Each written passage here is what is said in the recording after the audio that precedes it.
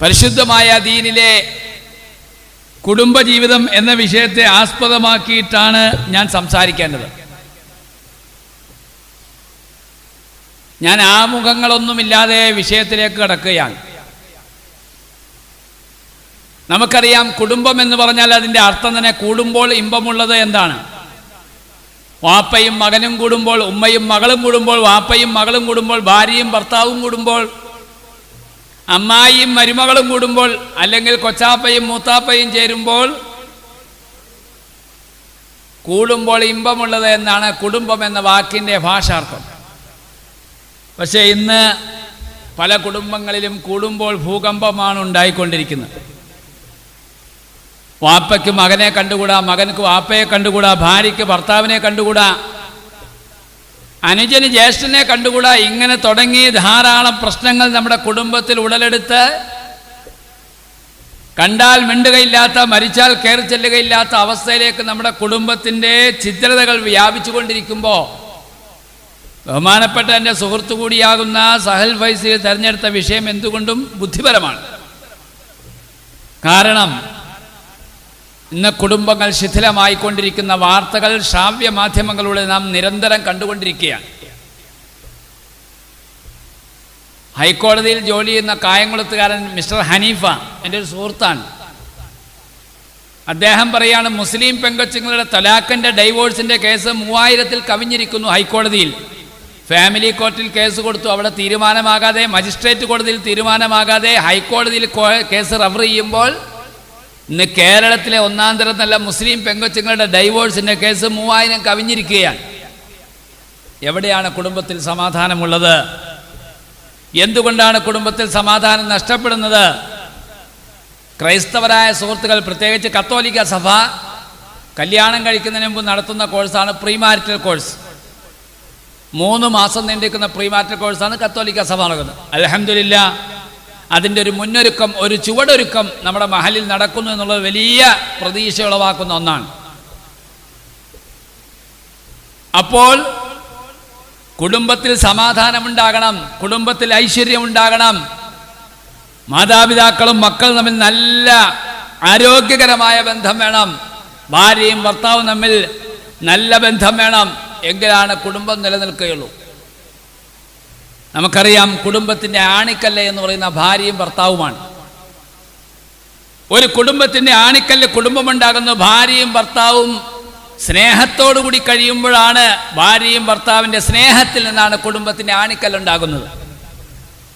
ഞാനൊരു ഉദാഹരണം പറഞ്ഞ് മനസ്സിലാക്കി തരാം. മഹാനായിരിക്കുന്ന ആദരവായ സയ്യിദുനാ റസൂലുള്ളാഹി സ്വല്ലല്ലാഹു അലൈഹി വസല്ലം തങ്ങൾ ഒരു ദിവസം മദീന പള്ളിയിൽ ഇരിക്കുമ്പോൾ ഒരു പുതിയാപ്പിളയായ മനുഷ്യൻ വന്നിട്ട് നബിയോട് ചോദിച്ചു, നബിയെ, ഞാൻ നാളെ വിവാഹം കഴിക്കാൻ പോവുകയാണ്,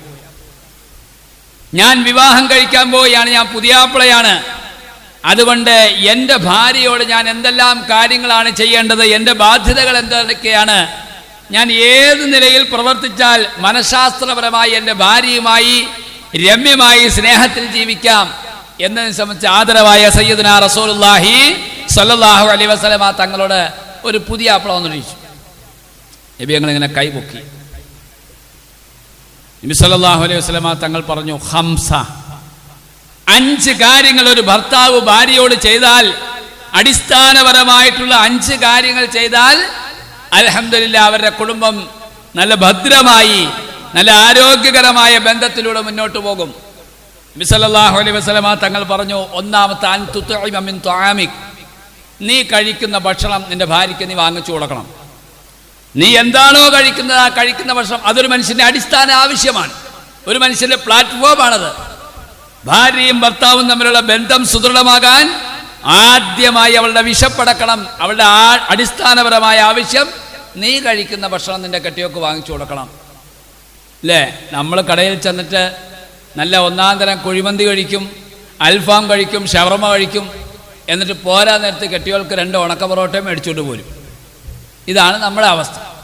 നബി സല്ലല്ലാഹു അലൈഹി വസല്ലം തങ്ങൾ പറഞ്ഞു, അൻ തുത്ഇമ മിൻ തുആമിക്, നീ കഴിക്കുന്ന ഭക്ഷണം അവളുടെ വായിനും വയറിനും യോജിച്ച ഭക്ഷണം നീ വാങ്ങിച്ചു കൊടുക്കണം.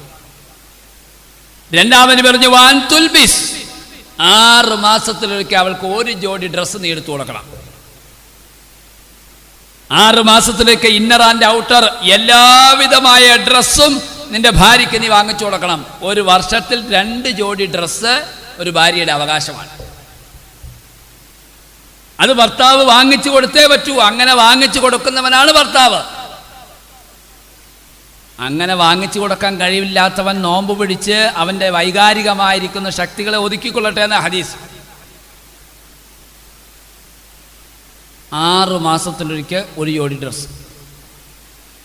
ഇങ്ങനെ വരുമ്പോഴാണ്, ഇതിന് കോട്ടം തട്ടുമ്പോഴാണ് കുടുംബത്തിൽ ശിഥിലങ്ങൾ ഉണ്ടാകുന്നത്, കുടുംബത്തിൽ പ്രശ്നങ്ങൾ ഉണ്ടാകുന്നത്. മനഃശാസ്ത്രപരമായി ചിന്തിച്ചു കഴിഞ്ഞാൽ, മനഃശാസ്ത്രപരമായി ആലോചിച്ചു കഴിഞ്ഞാൽ, ആദരവായ സയ്യിദുനാ റസൂലുള്ളാഹി സ്വല്ലല്ലാഹു അലൈഹി വസല്ലമ തങ്ങൾ പറഞ്ഞത് വളരെ കൃത്യമായിരിക്കുന്ന പാഠങ്ങളാണ്. നമ്മളിപ്പോൾ 6 മാസത്തിലൊരിക്കൽ 1 ജോഡി ഡ്രസ്സ് എടുത്ത് കൊടുക്കുക എന്നുള്ളത് അത് സ്വാഭാവികമായിരിക്കുന്ന നിലവാരമാണ്.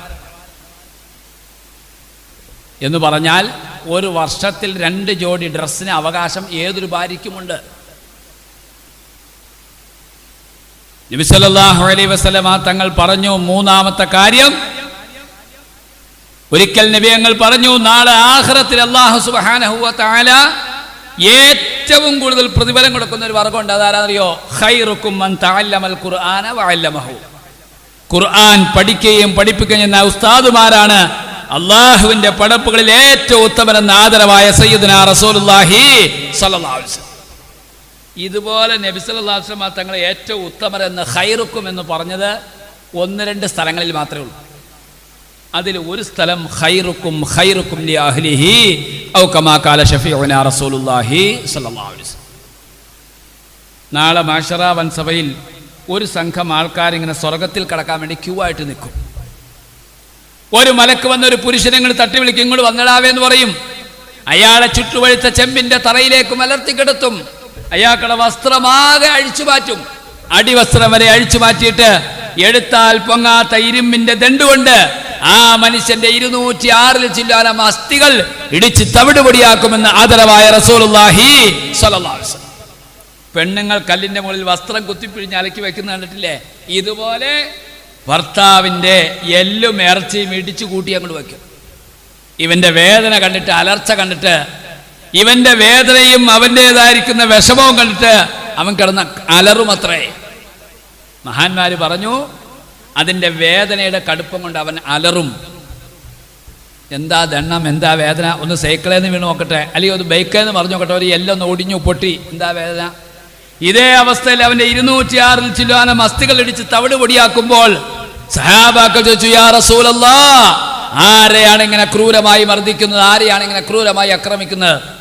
അള്ളാഹുവിന്റെ റസൂൽ പറഞ്ഞു, നിന്റെ വീട്ടിൽ വളർത്തുന്ന എരുമ, ആട്, പശു, ഒട്ടകം ഏതുമാകട്ടെ അതിന്റെ പോലും മുഖത്തടിക്കരുന്ന എന്റെ പ്രഖ്യാപനം. അതുകൊണ്ട് ഞാൻ പറയട്ടെ, സ്വന്തം ഭാര്യയുടെ മുഖത്തടിക്കുന്ന ഭർത്താക്കന്മാരെ ഇതുപോലെ പരസ്യമായി ക്രൂരമായി അല്ലാഹു തആല മർദ്ദിക്കുമെന്ന് ലോകത്തിന്റെ ഹബീബ് ആദരവായ റസൂലുള്ളാഹി സ്വല്ലല്ലാഹു അലൈഹി വസല്ലം. ഭയങ്കര ശിക്ഷയാണ് ഭാര്യയുടെ മുഖത്തടിക്കുന്ന ഭർത്താക്കന്മാർക്ക് അല്ലാഹു തആല കൊടുക്കുന്നത്. അള്ളാഹുവിന്റെ മുമ്പിൽ സുജൂദ് ചെയ്യാനുള്ള അവയവമാണ് പരിശുദ്ധമായ മുഖം. ആ മുഖത്ത് തൊടാൻ നമുക്ക് അവകാശമില്ല. ഉമർ റളിയല്ലാഹു അൻഹു 40 ആട് മേയ്ക്കാൻ വേണ്ടി ഒരു കാഫിറിനെ പറഞ്ഞയച്ചു. അങ്ങനെ വൈകുന്നേരം ആടൊക്കെ മേച്ച് തിരിച്ചു വരുമ്പോൾ അദ്ദേഹം എണ്ണി നോക്കുമ്പോൾ 39 ആടേ ഉള്ളൂ, ഒരാടിനെ കാണാനില്ല. ഉടനെ തന്നെ മേയ്ക്കാൻ പോയ കാഫിറായ മനുഷ്യൻ്റെ അടുത്തേക്ക് ചെന്നിട്ട് അദ്ദേഹത്തിൻ്റെ മുഖത്തിനൊന്ന് പതുക്കെ അടിച്ചു. അദ്ദേഹത്തിന് വലിയ സങ്കടമായി. അദ്ദേഹം കാഫിറാണ്, ഇസ്ലാമിൻ്റെ ശത്രുവാണ്. അള്ളാഹുവിൻ്റെ പ്രവാചകന്റെ അടുത്തേക്ക് ഈ മനുഷ്യൻ കരഞ്ഞുകൊണ്ട് ഓടിച്ചെന്നു. ഉമറിന്റെ മുഖത്തടിച്ചു. അള്ളാഹുവിന്റെ റസൂൽ അവിടുന്ന് പ്രവർത്തിച്ചു, ഉമറേ, നീ ചെയ്ത് തെറ്റാണ്, ഒരു കാഫിറിന്റെ പോലും മുഖത്തടിക്കാൻ പാടില്ല. അള്ളാഹുവിന്റെ റസൂൽ പറഞ്ഞു, വലാ തദ്രിബു വജ്ഹഹാ, ഒരു കാരണവശാലും ഭാര്യയുടെ മുഖത്തടിക്കാൻ പാടില്ല. ഇത് അള്ളാഹുവിന്റെ പ്രവാചകർ നാളെ വിവാഹം കഴിക്കാൻ പോകുന്ന പുതിയാപ്പിളക്ക് കൊടുത്ത ഉപദേശമാണ്. അപ്പൊ കുടുംബം എന്നുള്ളത് അടിസ്ഥാനപരമായി പ്ലാറ്റ്ഫോം ഭാര്യയും ഭർത്താവിൽ നിന്നുമാണ് തുടങ്ങേണ്ടത്. അതുകൊണ്ടല്ലേ നബി സല്ലല്ലാഹു അലൈഹി വസല്ലം തങ്ങൾ പറഞ്ഞത്, ഭാര്യയെ തെരഞ്ഞെടുക്കുമ്പോൾ, ശാഫിഈ മദ്ഹബ് അനുസരിച്ച് ഭാര്യയെ തെരഞ്ഞെടുക്കുമ്പോൾ 4 കാര്യങ്ങൾ പരിഗണിക്കാമെന്ന ഇസ്ലാം പറഞ്ഞത്. 4 കാര്യങ്ങൾ ഭാര്യയെ തെരഞ്ഞെടുക്കുമ്പോൾ ഒരു മനുഷ്യൻ പരിഗണിച്ചു കഴിഞ്ഞാൽ അവൻ്റെ ജീവിതത്തിൽ വലിയ പ്രശ്നങ്ങളുണ്ടാവില്ല. അതിലൊന്നാമത്തെ കാര്യം എന്താ അറിയോ? അൽ ഇൽമു, അറിവാണ്.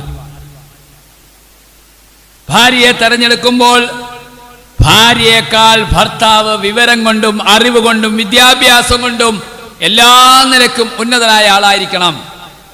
ഭാര്യ SSLC-കാരിയാണെങ്കിൽ ഭർത്താവ് +2 കാരനായിരിക്കണം. ഭാര്യ +2 ആണെങ്കിൽ ഭർത്താവ് ഡിഗ്രിക്കാരനായിരിക്കണം.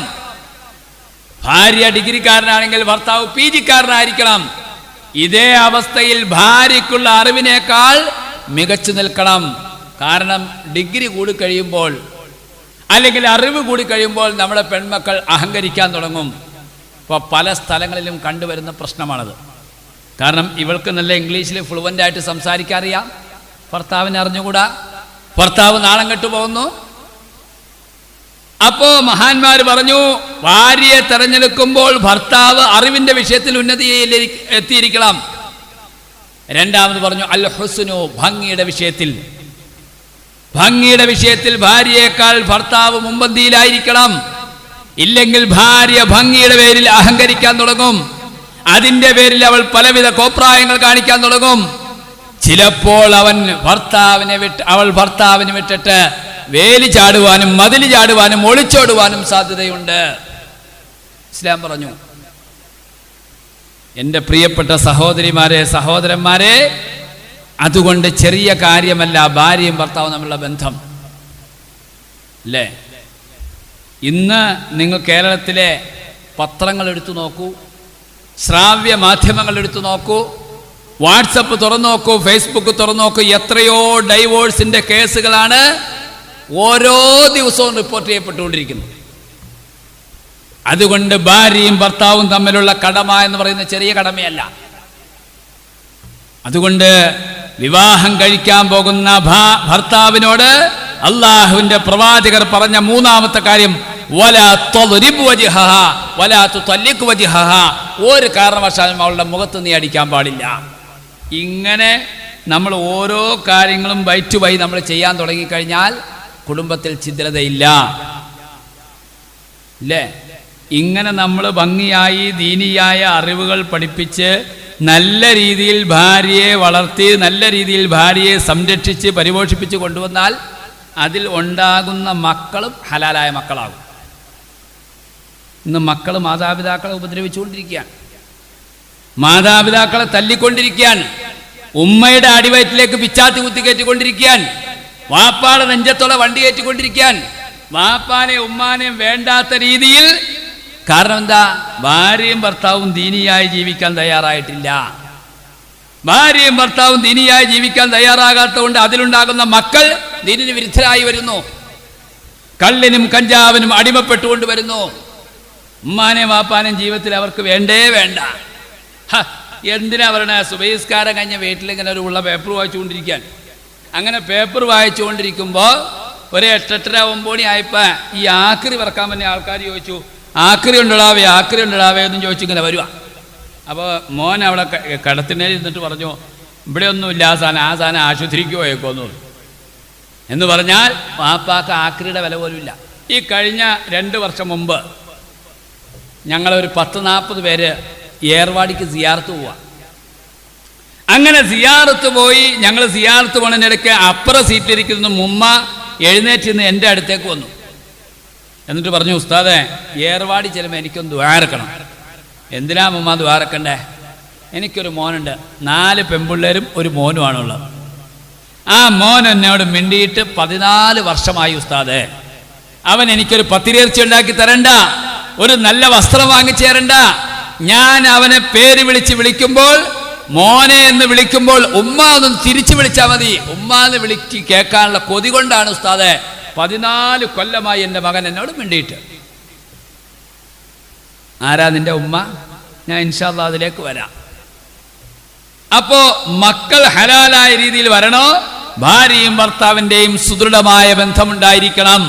ഭാര്യയും ഭർത്താവിൽ നിന്നാണ് മക്കൾ ഉണ്ടാകുന്നത്. എങ്കിലാ ഭാര്യയും ഭർത്താവിൻ്റെ ബന്ധമുള്ള മക്കൾക്ക് ഉമ്മയോട് ബന്ധം ഉണ്ടാവുള്ളൂ, മക്കൾക്ക് വാപ്പയോട് ബന്ധം ഉണ്ടാവുള്ളൂ, മക്കളുടെ ജീവിത നിലവാരം ഇസ്ലാമികപരമായി ഉയരുകയുള്ളൂ. വിഷയത്തിലേക്ക് വരാം. അതിനു മുമ്പ് പറയട്ടെ, ഒരു ഉദാഹരണത്തിലൂടെ മനസ്സിലാക്കി തരാം. ആദരവായ സയ്യിദുനാ റസൂലുള്ളാഹി സ്വല്ലല്ലാഹു അലൈഹി വസല്ലമ തങ്ങൾ പറയുകയാണ്, നാലാമത്തെ കാര്യം, ഒരു ഭർത്താവ് വിവാഹം കഴിക്കാൻ വന്ന ഭർത്താവിനോട് നബി കൊടുത്ത നാലാമത്തെ ഉപദേശം, വലാ തുകബ്ബിഹ്ഹ, ഒരു കാരണവശാലും അവളെ നീ ചീത്ത വിളിക്കരുത്, അവളുടെ കുടുംബം വിളിച്ച് കളിയാക്കരുത്, അവളുടെ ഉമ്മാക്ക് വിളിക്കരുത്, വാപ്പാക്ക് വിളിക്കരുത്. നീ ഇന്ന കുടുംബത്തിൽ പിറന്നവളാണ്, നീ മോശപ്പെട്ടവളാണ്, നിന്റെ വാപ്പ ഇങ്ങനത്തെവളായിരുന്നു, ഉമ്മ ഇങ്ങനത്തെവളായിരുന്നു എന്ന് പറഞ്ഞ അവളുടെ മനസ്സിനെ നീ മുറിവേൽപ്പിക്കരുത്. വലാ തുകബ്ബിഹ്ഹ, ഒരു കാരണവശാലും അവളെ നീ ചീത്ത വിളിക്കാൻ പാടില്ല. അടിസ്ഥാനപരമായി, സൈക്കോളജിക്കലായി, മനഃശാസ്ത്രപരമായി നബി സല്ലല്ലാഹു അലൈഹി വസല്ലം തങ്ങൾ കൊടുത്ത ഉപദേശമാണ്, ഒരു കാരണവശാലും മനസ്സിനെ നീ മുറിവുപ്പെടുത്താൻ പാടില്ല. നബി ഞങ്ങൾ പറഞ്ഞു, വലാ തഹ്ജുർഹ ഇല്ലാ ഫിൽ ബൈത്ത്. അഞ്ചാമത് പറഞ്ഞു, വീടിൻ്റെ അകത്തല്ലാതെ നീ പിണങ്ങാൻ പാടില്ല. എന്ന് പറഞ്ഞാൽ വെളിയിലേക്ക് പോയി കഴിഞ്ഞാൽ ഒരു കൂട്ടുകാരന്മാരെ പോലെ പോയി മടങ്ങണം. ഒരു കാറിന്റെ മുൻ സീറ്റിലിരുന്ന് ഭാര്യയെ കൊണ്ടുപോകണം. ഒരു ബസ്സിൽ കയറിയാൽ 2 സീറ്റിലും അടുത്തടുത്ത് അവിടെ ഇരിക്കണം. സ്നേഹത്തോടു കൂടി പെരുമാറണം. അല്ലേ? നബി സല്ലല്ലാഹു അലൈഹി വസല്ലമ കൊടുത്ത കൂലി എന്താ?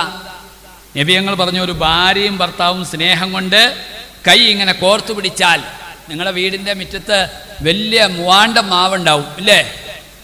നാളെ വൈകുന്നേരം ആ മൂവാണ്ടം മാവിൻ്റെ താഴേട്ട് കസേരയൊക്കെ ഇട്ട് ഇരുന്നിട്ട് ആ ഭാര്യയും ഭർത്താവും സ്നേഹത്തോടു കൂടി ഇങ്ങനെ കൈ കോർത്തു പിടിച്ചാൽ, അല്ലാഹുവിന്റെ റസൂൽ പറയാ, എന്താ നബിയകൾ പറഞ്ഞത്? അവരുടെ മനസ്സിന്റെ ഇണക്കം കണ്ടിട്ട് അവരുടെ കൈവിരലുകൾക്കിടയിലൂടെ ആ ഭാര്യയും ഭർത്താവും ചെയ്ത പാപങ്ങൾ, ചെറിയ പാപങ്ങൾ അല്ലാഹു തആല ഊർത്തിക്കളയുമെന്ന് ആദരവായ റസൂലുള്ളാഹി സ്വല്ലല്ലാഹു അലൈഹി വസല്ലം. ഇതാ സ്നേഹം. ഭാര്യയും ഭർത്താവും ഇങ്ങനെ കൈ ഇങ്ങനെ ഞങ്ങൾ കോർത്തു പിടിച്ചു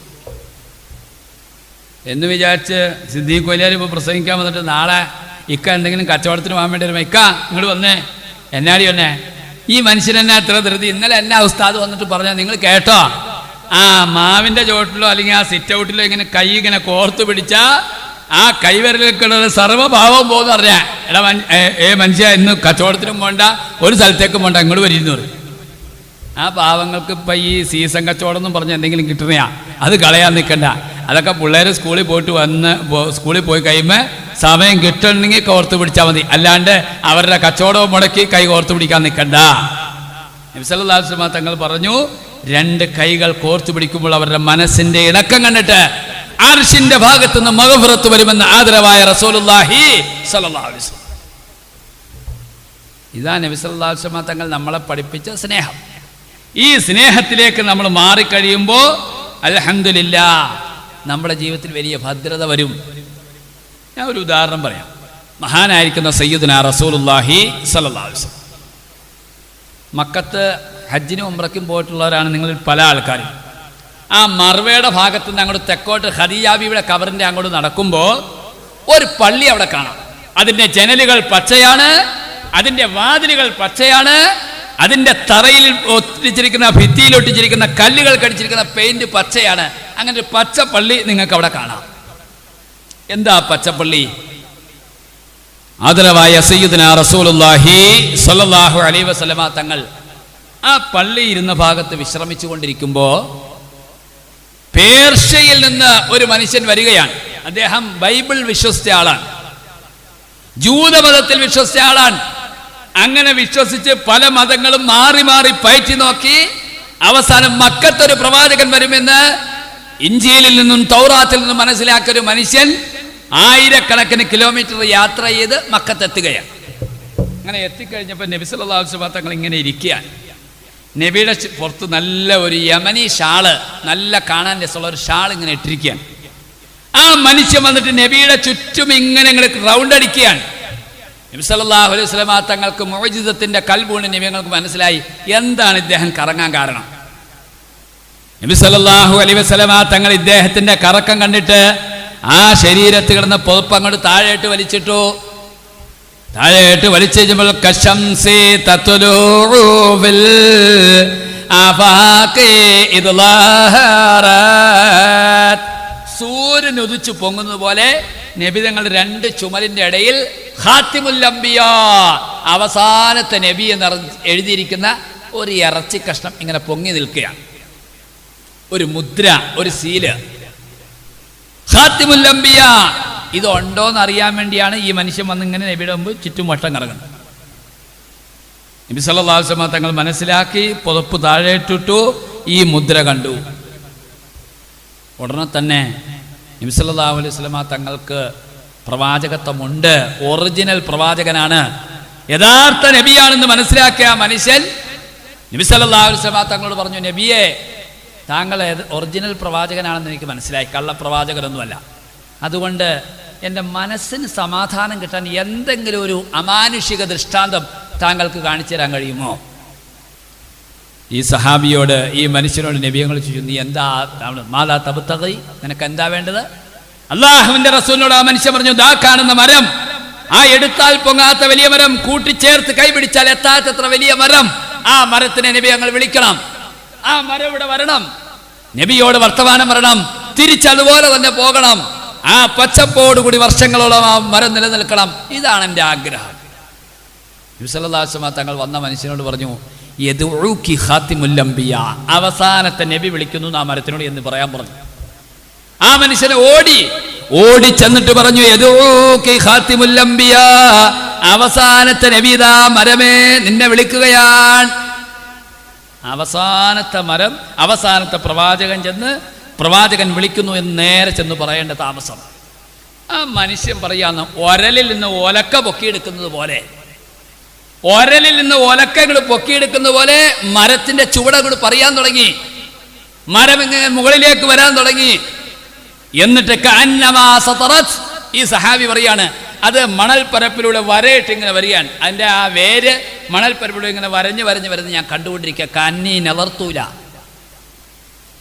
നബീനോട് വന്നു, ആ മരം സലാം പറഞ്ഞു, അവർ തമ്മിൽ എന്തോ കുശലങ്ങൾ പറഞ്ഞു, വർത്തമാനം പറഞ്ഞു.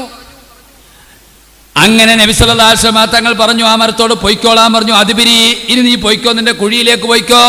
ആ മരം, സാധാരണ മരം പറിച്ചു കഴിഞ്ഞാൽ 10 മിനിറ്റ് കൊണ്ട് വലിയ മരമൊക്കെ ആണെങ്കിൽ വാടിപ്പോവും. ഒരു വാട്ടവുമില്ലാതെ അതിൻ്റെ പച്ചപ്പ് നിലനിർത്തി ആ കുഴിയിലേക്ക് ചെന്നത് സ്ഥിരമായി നിന്നു. ഇതും കൂടി കണ്ടപ്പോൾ ഈ വന്ന സഹാബിക്ക് ഭയങ്കര അത്ഭുതമായി. ഇത് അവസാനത്തെ നബി തന്നെ. ഉടനെ ചോദിച്ചു, നബിയേ, ഉഖബ്ബിലു യദൈക വരിജ്ലൈക വഅസ്ജുദു ലക യാ റസൂലല്ലാഹ്.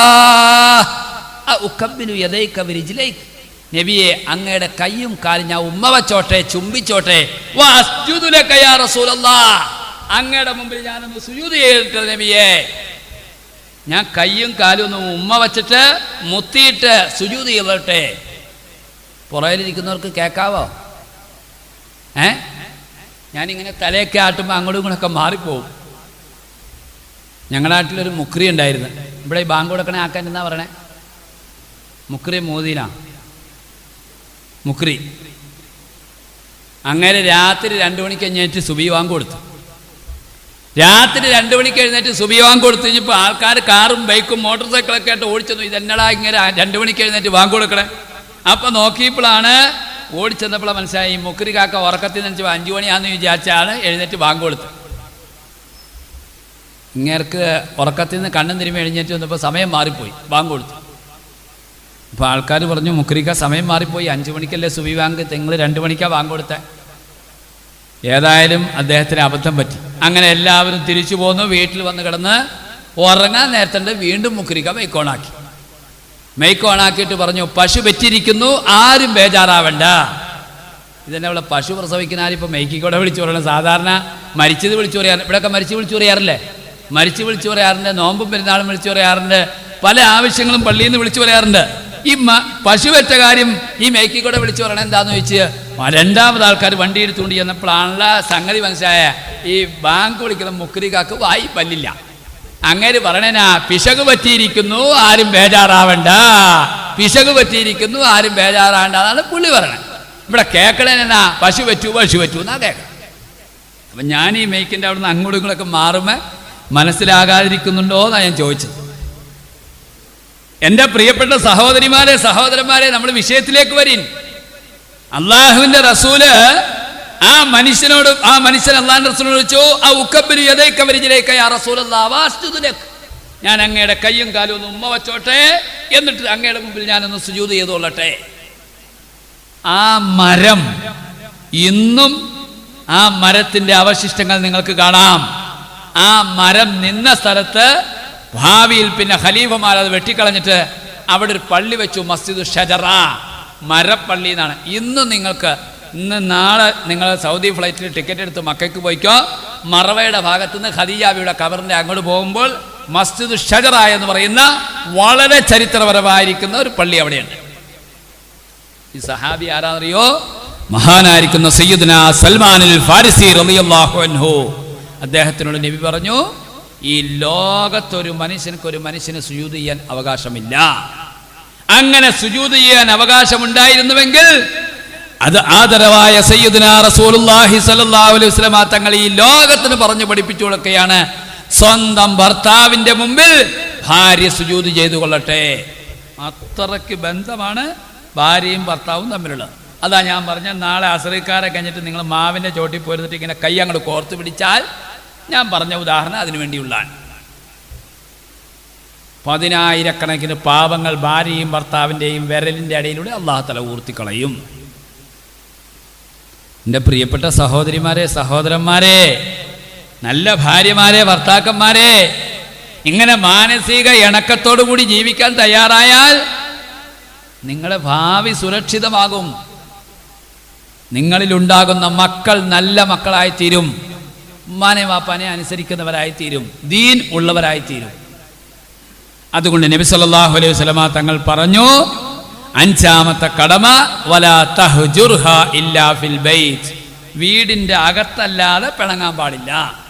വെളിയിലേക്ക് പോയാൽ സ്വന്തം ഭാര്യയെ സ്വന്തം കൂട്ടുകാരിയെ പോലെ കാണും. വേറൊരു ഹദീസിൽ കാണാം, ബെഡ്റൂമിൻ്റെ അകത്തല്ലാതെ പിണക്കം അറിയരുത്. വെളിയിലേക്ക് പോലും, ആ വീട്ടിലുള്ളവർ പോലും അറിയാൻ പാടില്ല. അതല്ലേ നബി സല്ലല്ലാഹു അലൈഹി വസല്ലം പറഞ്ഞു, ഒരു ഭാര്യയും ഭർത്താവിൻ്റെ ഇടയിൽ ഒച്ചപ്പാടോ വഴക്കോ തമ്മിത്തല്ലോ വക്കാണമോ പ്രശ്നങ്ങളുണ്ടായിക്കഴിഞ്ഞാൽ there are 7 steps. അവിടെ 7 നടപടിക്രമങ്ങളുണ്ട്. നബിയങ്ങൾ പറഞ്ഞു, 1ാമത്തെ നടപടിക്രമം അന്നസ്വീഹത്തു, നല്ല ഉപദേശം കൊടുക്കണം. ഭാര്യയോട് വിളിച്ചിട്ട് പറയണം, മോളെ നീ തലയത്തുണി നീ നിസ്കരിക്കണം, നീ മഗ്രിബ് നിസ്കാരം കഴിഞ്ഞാൽ ഖുർആനോത്ത് പതിവാക്കണം, നീ മക്കളെ ദീൻ പഠിപ്പിക്കണം, നീ ബാങ്ക് കൊടുക്കുമ്പോൾ മിണ്ടാതിരിക്കണം, നീ വെളിയിലേക്ക് പോകുമ്പോൾ തലയിൽ തുണിയിട്ട് പോകണം, ദീനനുസരിച്ച് ജീവിക്കണം. നല്ല ഉപദേശം കൊടുക്കണം അല്ലേ? ഇനി മഗ്രിബ് കഴിഞ്ഞ് കഴിഞ്ഞാൽ ഇപ്പം എവിടെയാ ദീനുള്ള? പണ്ടൊക്കെ മഗ്രിബ് കഴിഞ്ഞാൽ നമ്മുടെ വീടിൻ്റെ സൈഡിൽ കൂടെ പോയ മൗലൂദ്, റാത്തീബ്, കുത്തുബിയത്ത്, മരിച്ചുപോയ കാരണവന്മാർക്ക് യാസീനോദ് എല്ലാം ഉണ്ടായിരുന്നു. ഇപ്പൊ പെണ്ണുങ്ങളും ആണുങ്ങളും ഉൾപ്പെടെ മഗ്രിബ് കഴിഞ്ഞാൽ ടിവിയുടെ മുമ്പിലാണ്, സീരിയലിന്റെ മുമ്പിലാണ്, അതുപോലെ തന്നെ വാട്സപ്പിലാണ്, ഫേസ്ബുക്കിലാണ്, യൂട്യൂബിലാണ്, ഇൻസ്റ്റയിലാണ്. ഒന്ന് ആലോചിച്ച് നോക്കേ, നാളെ നമ്മുടെ വീട്ടിൽ ആവശ്യമുള്ള ഭക്ഷണം, ആരോഗ്യം, സംരക്ഷണം, അപകട സംരക്ഷണം, എല്ലാ റഹ്മത്തും ബർക്കത്തും അള്ളാഹ് നമ്മുടെ വീട്ടിലേക്ക് കൊണ്ടുവരുന്നത് എപ്പോഴാണെന്നറിയോ? മലക്കുകളിലേക്ക് കൊടുത്തുവിടുന്നത് തലേന്ന് മഗ്രിബ് ഇശാന്റെ ഇടയിലാണ്. ആ മഗ്രിബ് ഇശാന്റെ ഇടയിൽ വരുമ്പോൾ നമ്മുടെ വീട്ടിൽ ഖുർആനോത്തില്ല. നബിയങ്ങൾ പറഞ്ഞു, എല്ലാ ദിവസവും നിങ്ങളുടെ വീട്ടിൽ സൂറത്ത് യാസീൻ ഓതട്ടെ, നിങ്ങളുടെ മുഴുവൻ ആവശ്യങ്ങളും അല്ലാഹു തആല കണ്ടറിഞ്ഞ് നിറവേറ്റി തരുമെന്ന് ആദരവായ റസൂലുള്ളാഹി സ്വല്ലല്ലാഹു അലൈഹി വസല്ലം. ഉണ്ടോ? മഗ്രിബ് നിസ്കാരം കഴിഞ്ഞിട്ട് യാസീൻ പതിവാക്കിയൊക്കെ അതൊരു മാജിക്കാണ്. നിങ്ങൾ നോക്കിക്കോ, നിങ്ങൾ കുടിക്കുന്ന വെള്ളത്തിലും കഴിക്കുന്ന ആഹാരത്തിലും ചെയ്യുന്ന തൊഴിലും പോകുന്ന വഴിക്കെല്ലാം അള്ളാഹ് ചോദിക്കാതെ ബർക്കത്ത് ചെയ്യും. നബിയങ്ങൾ പറഞ്ഞു, എല്ലാ ദിവസവും നിങ്ങൾ സൂറത്തുൽ വാഖിഅ ഓതണം. സൂറത്തുൽ വാഖിഅ ഓതി കഴിഞ്ഞാൽ 5 അയൽവക്കത്തേക്ക് പോലും ദാരിദ്ര്യം എടുക്കുകയില്ല, ദാരിദ്ര്യം നിന്റെ വീട്ടിൽ നിന്ന് അകന്നു പോകുമെന്ന് ആദരവായ റസൂലുള്ളാഹി സ്വല്ലല്ലാഹു അലൈഹി വസല്ലം. നമ്മൾ മരിച്ച് നമ്മുടെ മയ്യത്ത് കബറിലേക്ക് കൊണ്ട് വയ്ക്കുമ്പോഴേ നമ്മുടെ മയ്യത്ത് വച്ചിരിക്കുന്ന കബറ് രാജകീയ കൊട്ടാരം പോലെ അല്ലാഹു തആല ആക്കി തരും. എനിക്കിനി ദുനിയാവിലേക്ക് പോകണ്ട, ഈ മണ്ണിൽ കിടന്നാൽ മതി എന്ന് തോന്നിപ്പോകും. അതുപോലെ രാജകീയ കൊട്ടാരം പോലെ ആക്കി തരുന്നൊരു സൂറത്ത് പരിശുദ്ധമായ ഖുർആനിലുണ്ട്. അത് സൂറത്ത് തബാറക്കയാണെന്ന് ആദരവായ റസൂലുള്ളാഹി സ്വല്ലല്ലാഹു അലൈഹി വസല്ലം. ഭാര്യയും ഭർത്താവും മഗ്രിബ് നിസ്കാരം കഴിഞ്ഞിട്ട് യാസീൻ ഓതാൻ നോക്കേ, ഖുർആൻ ഓതാൻ നോക്കേ, നിങ്ങളുടെ ജീവിതത്തിൽ വലിയ മാറ്റങ്ങൾ വരും. ഒരു 10 ആയത്താണെങ്കിലും ഒരു ദിവസം വീട്ടിൽ ഓതാതെ ഒരു രാത്രി കഴിഞ്ഞു പോയാൽ, മഹാന്മാർ പറഞ്ഞു, ഭാര്യയും ഭർത്താവിനിടയിൽ തമ്മിത്തല്ലും ഒച്ചപ്പാടും വഴക്കും വക്കാണും കൊടും ദാരിദ്ര്യവും മുഴുവൻ ബർക്കത്ത് കേടുകൾക്കും അത് കാരണമാണെന്ന് ആദരവായ റസൂലുള്ളാഹി സ്വല്ലല്ലാഹു അലൈഹി വസല്ലം. അല്ലേ? ഖുർആനിലൊരു ചെറിയ സൂറത്തിന് ഞാൻ ഒരു ഉദാഹരണത്തിന് പറയാം. ആ സൂറത്ത് ഓതാൻ 2 മിനിറ്റ് മതി. 1000 ആയത്തോതിന് തുല്യമാണെന്ന് സയ്യിദുനാ റസൂലുള്ളാഹി സ്വല്ലല്ലാഹു അലൈഹി വസല്ലം. 1000 ആയത്തോണി 2.5 മണിക്കൂർ 3 മണിക്കൂർ വേണം. പോട്ടെ, ഒരു 4 ജുസ് ഓതിയെങ്കിലേ 1000 ആയത്തെത്തുള്ളൂ. 1000 ആയത്തോന്നതിന് തുല്യമായ ഒരു ചെറിയ സൂറത്ത് ഖുർആനിലുണ്ട്. ആർക്കെങ്കിലും പറയാവോ? 2000-ന്റെ ഒറ്റ നോട്ട് ഇപ്പം അങ്ങ് തന്നേക്കാം. ആർക്കറിയാവുന്ന? ഉസ്താദ്മാർക്കില്ല. അല്ലാഹു തആല മരണം വരെ ഓതാൻ തൗഫീഖ് ചെയ്യുമാറാകട്ടെ. അല്ലാഹുവിന്റെ റസൂൽ പറഞ്ഞു, അൽഹാകുമുത് തകാസുർ ഹത്താ സുർതുമുൽ മഖാബിർ കല്ലാ സൗഫ തഅലമൂൻ സുമ്മ കല്ലാ സൗഫ തഅലമൂൻ തഅദിലു അൽഫ ആയത്തിൻ മിനൽ ഖുർആൻ. 1000 ആയത്തിന് തുല്യമാണെന്ന് ആദരവായ റസൂലുള്ളാഹി സ്വല്ലല്ലാഹു അലൈഹി വസല്ലം. ഇനിയിപ്പോൾ യാസീൻ ഓതാൻ ഇപ്പോൾ എത്ര പേർക്ക് അറിയാം? പരിശോധിച്ച് നോക്കുക. ഞങ്ങളുടെ അവിടെ പണ്ടൊരാൾ മാരിപഞ്ഞ് യാസീൻ ഓതാനിരുന്നു. ഓതി ഓതി ഓതി ഓതി ഓതി ഇശാവാങ്ക് കൊടുത്തു. ഇശാവാങ്ക് കൊടുത്തപ്പോൾ കെട്ടിയോളെന്ന് വെച്ചാൽ നിങ്ങൾ ഒത്തു നിർത്തില്ല മനുഷ്യ, ചോറിനുള്ള കിടക്കണില്ലേ? എടി ഇത് യാസീൻ ഓതിട്ട് തീരുന്നില്ലോടി, ഇത് എവിടെയോ പിരിവെട്ടി കയറിപ്പോയി എന്നാ തോന്നണേ. ഇത് എവിടെയാന്ന് ഒരു പിടുത്തം കിട്ടണ എന്നാ? ഈ യാസീനിലെ ആയത്തുൽ ലഹുമുൽ അർളു എന്നും പറഞ്ഞൊരു സാധനം വരും ഇല്ലേ? അത് കഴിഞ്ഞ് വായത്തുൽ ലഹുമുൽ ലൈലു, അത് കഴിഞ്ഞിട്ട് വായത്തുൽ ലഹും അന്നാഹമല്ല. മക്കാരാക്ക യാസീൻ ഓതായിരുന്നു. മക്കാരാക്ക ഇശായും കഴിഞ്ഞ് ചോറിൻ്റെ സമയമായിട്ടും യാസീൻ തീരുന്നില്ല. എന്നാ പ്രശ്നം? ആയത്തുൽ ലഹുമുൽ ലൈലു രണ്ടാമത് ഓതിയിട്ട് വീണ്ടും പോകും ആയത്തുൽ ലഹുമുൽ അർളൂലേക്ക്. ആയത്തുൽ ലഹും അന്നാഹമല്ല ഓതിയിട്ട് വീണ്ടും പോകും ആയത്തുൽ ലഹുമുൽ അർളൂലേക്ക്. എന്തോരം ഓതിയാലും യാസീൻ തീരൂല. അങ്ങനെ ഇശാക്കാരെ കഴിഞ്ഞിട്ട് കെട്ടിയോൾ വന്നിട്ട് ചോദിച്ചു, എന്നാ മനുഷ്യ ചോറൊന്നും തിന്നല്ല, നിങ്ങൾ എന്തേ കാണിക്കണേ? എടി വെണ്ണ, യാസീൻ ഓതിയിട്ട് തീരുന്നില്ലോടി. എടി വാത്തുമ്മ, ഇത് എവിടെയോ പിരിവെട്ടി കയറി പോയി എന്നാ തോന്നണേ. ഈ പിരി ഒന്ന് അഴിച്ചെടുക്കാനുള്ള ശ്രമത്തിലാണ്. കാരണം എന്താ? യാസീൻ ഓതി പഠിക്കണ സമയത്ത് പഠിച്ചിട്ടില്ല, മക്കളെ കൊണ്ട് ഓതിപ്പിച്ചിട്ടില്ല. യാസീൻ പഠിക്കണ എന്നായിരിക്കും ഉസ്താദ് മദ്രസയിൽ യാസീൻ പഠിക്കണ എന്നായിരിക്കും ഉള്ള ലീവ്. ഇവിടെ 6:45 മദ്രസയിൽ വെല്ലടിക്കണേ. അല്ലേ സാർ? എത്ര മണിക്കാണ് വെല്ലടിക്കണേ? 6:30 വെല്ലടിക്കും. 6:30 വെല്ലടിക്കുമ്പോൾ പുള്ള ഉറക്കത്തിന് നിൽക്കുമ്പോൾ 6:45 പിന്നെ 6:45 ഉമ്മ പറയും, എടാ നിന്റെ ഉസ്താദ് അവിടെ എലി പോലെ പുലി പോലെ നിൽക്കണം, എന്തെന്നെ കൊല്ലട ദിവസം എടുത്തുകൊണ്ട് ഓടിക്കൊള്ളാന്ന് പറയും. ഇവൻ ഓടാൻ വേണ്ടി എടുക്കാൻ നോക്കിയപ്പോൾ കൊണ്ട് തൊപ്പിയില്ല. പിന്നെ തൊപ്പി അന്വയിക്കലാണ്. ഉമ്മായും ബാപ്പായും പിള്ളേയും കൂടി കൊടുക്കുന്നത് തൊപ്പി അന്വയിക്കും. ഈ പിള്ളേർ മദർസ വിട്ടു വന്നിട്ട് തന്നെ തൊപ്പി ഇട്ട് ഒരൊറ്റ ഏറ, അത് എങ്ങോട്ടാ പോണെന്ന് പഠിച്ചവർക്ക് മാത്രമേ അറിയുള്ളൂ. കട്ടിലിൻ്റെ അടിയിലേക്കാണ്, ടെറസിൻ്റെ മുകളിലേക്കാണ്. പിന്നെ ഉമ്മായും ബാപ്പായും കിടന്ന് തൊപ്പി നോക്കലാണ്. പെൺപിള്ളേർ ഓത്തു വിട്ട് വന്നിട്ട് എന്താ മക്കനെ ഊരിയിട്ട് ഒരൊറ്റ ഏറ. അള്ളാഹുവേ, അതെങ്ങോട്ടാ പോണെന്ന് പഠിച്ചവർക്ക് മാത്രമല്ല. പിന്നെ 6:45 7 മണിയാകുമ്പോൾ കിടന്ന് തപ്പലാണ്. മക്കനെവിടെയാ, തൊപ്പി എവിടെയാ? അങ്ങനെ തപ്പി തപ്പി തപ്പി തപ്പി കിട്ടുമ്പോഴത്തേക്ക് 7:15 അങ്ങനെ അവസാനം ഉന്തി തല്ലി കരഞ്ഞ് ഇടങ്ങേറായി തമ്മി തല്ലി തലകീറി 7:15 മദ്രസയിലേക്ക് ചെല്ലും. 7:30 മദ്രസ വിടുകയും ചെയ്യും. പിന്നെ എന്നാ പഠിക്കണ? ഒലക്കയുടെ മൂട് പഠിക്കും. ഈ പുള്ളിയാണ് നാളെ വാപ്പാളെ നെഞ്ചത്തേക്ക് വണ്ടിയേറ്റാൻ തന്നെ. നിങ്ങൾ ഈ കുന്നംകുളം എന്ന് പറഞ്ഞ സ്ഥലം ഇവിടെ അടുത്തല്ലേ? കുന്നംകുളം തൃശ്ശൂരല്ലേ? ഈ കഴിഞ്ഞ ഒരു 5-6 വർഷം മുമ്പ്, 5-6 വർഷമായില്ല, 5-6 മാസം മുമ്പ് ഉമ്മാനോട് ഇത് അടിക്കാൻ വേണ്ടി പൈസ വെച്ചു. അപ്പോൾ വാപ്പായും ഉമ്മായും ചെറുപ്പത്തിൽ ഇട്ടിട്ട് പോയതാ, അനാഥയാ. അങ്ങനെ വല്യാപ്പായാണ് വളർത്തണത്. അങ്ങനെ വല്യാപ്പായും വല്യമ്മായും വളർത്തിക്കൊണ്ടുവന്നപ്പോൾ ഈ സുബഹിസ്കാരം കഴിഞ്ഞപ്പോണ്ട് വല്യമ്മ കൂടെ കട്ടഞ്ഞാളിപ്പിക്കാൻ വേണ്ടി ഇറങ്ങി വന്നപ്പോണ്ട് ഈ പുള്ള ഇത് കഴിക്കാൻ വേണ്ടി പൈസ ചോദിച്ചു. അപ്പോൾ വല്യാപ്പാനോട് ചോദിച്ചിട്ട് കൊടുത്തില്ല. വല്യമ്മയുടെ അടുത്തേക്കൊന്ന് മാല പറിക്കാനാണ് ചെന്നേ. അങ്ങനെ വല്യമ്മയുടെ അടുത്തേക്ക് വന്നപ്പോൾ എന്താ, വല്യമ്മ തടുത്തു. അവസാനം വല്യമ്മായും മോനും കൂടി അവിടെ കിടന്ന് തമ്മി തല്ലി തലകീറി ഭയങ്കര പ്രശ്നമായി. പിച്ചാത്തി എടുത്ത് വല്യമ്മയുടെ കഴുത്താൻ കൊണ്ട് 2 കഷ്ണമായിട്ട് വെട്ടി. ഒരു 5-6 മാസമായി. കുന്നംകുളം എന്ന് പറഞ്ഞ സ്ഥലം ഇവിടെ ഈ ജില്ലയല്ലേ കുന്നംകുളം. എന്നിട്ട് സ്റ്റെയർ കൈസിൻ്റെ മുകളിൽ കയറി വല്യമ്മയുടെ തല അവിടെ കൊണ്ടുവച്ചു. നേരെ വല്യാപ്പാടെ റൂമിലേക്കൊന്നു വല്യാപ്പാനെ തുരുതുരാന്ന് വെട്ടി. രസാതല്ല, കഴിഞ്ഞതിന് മുമ്പത്തെ വർഷം എൻ്റെ കൂടെ എൻ്റെ റൂമിൽ ഹജ്ജിനുണ്ടായിരുന്നവരാണ് അവർ.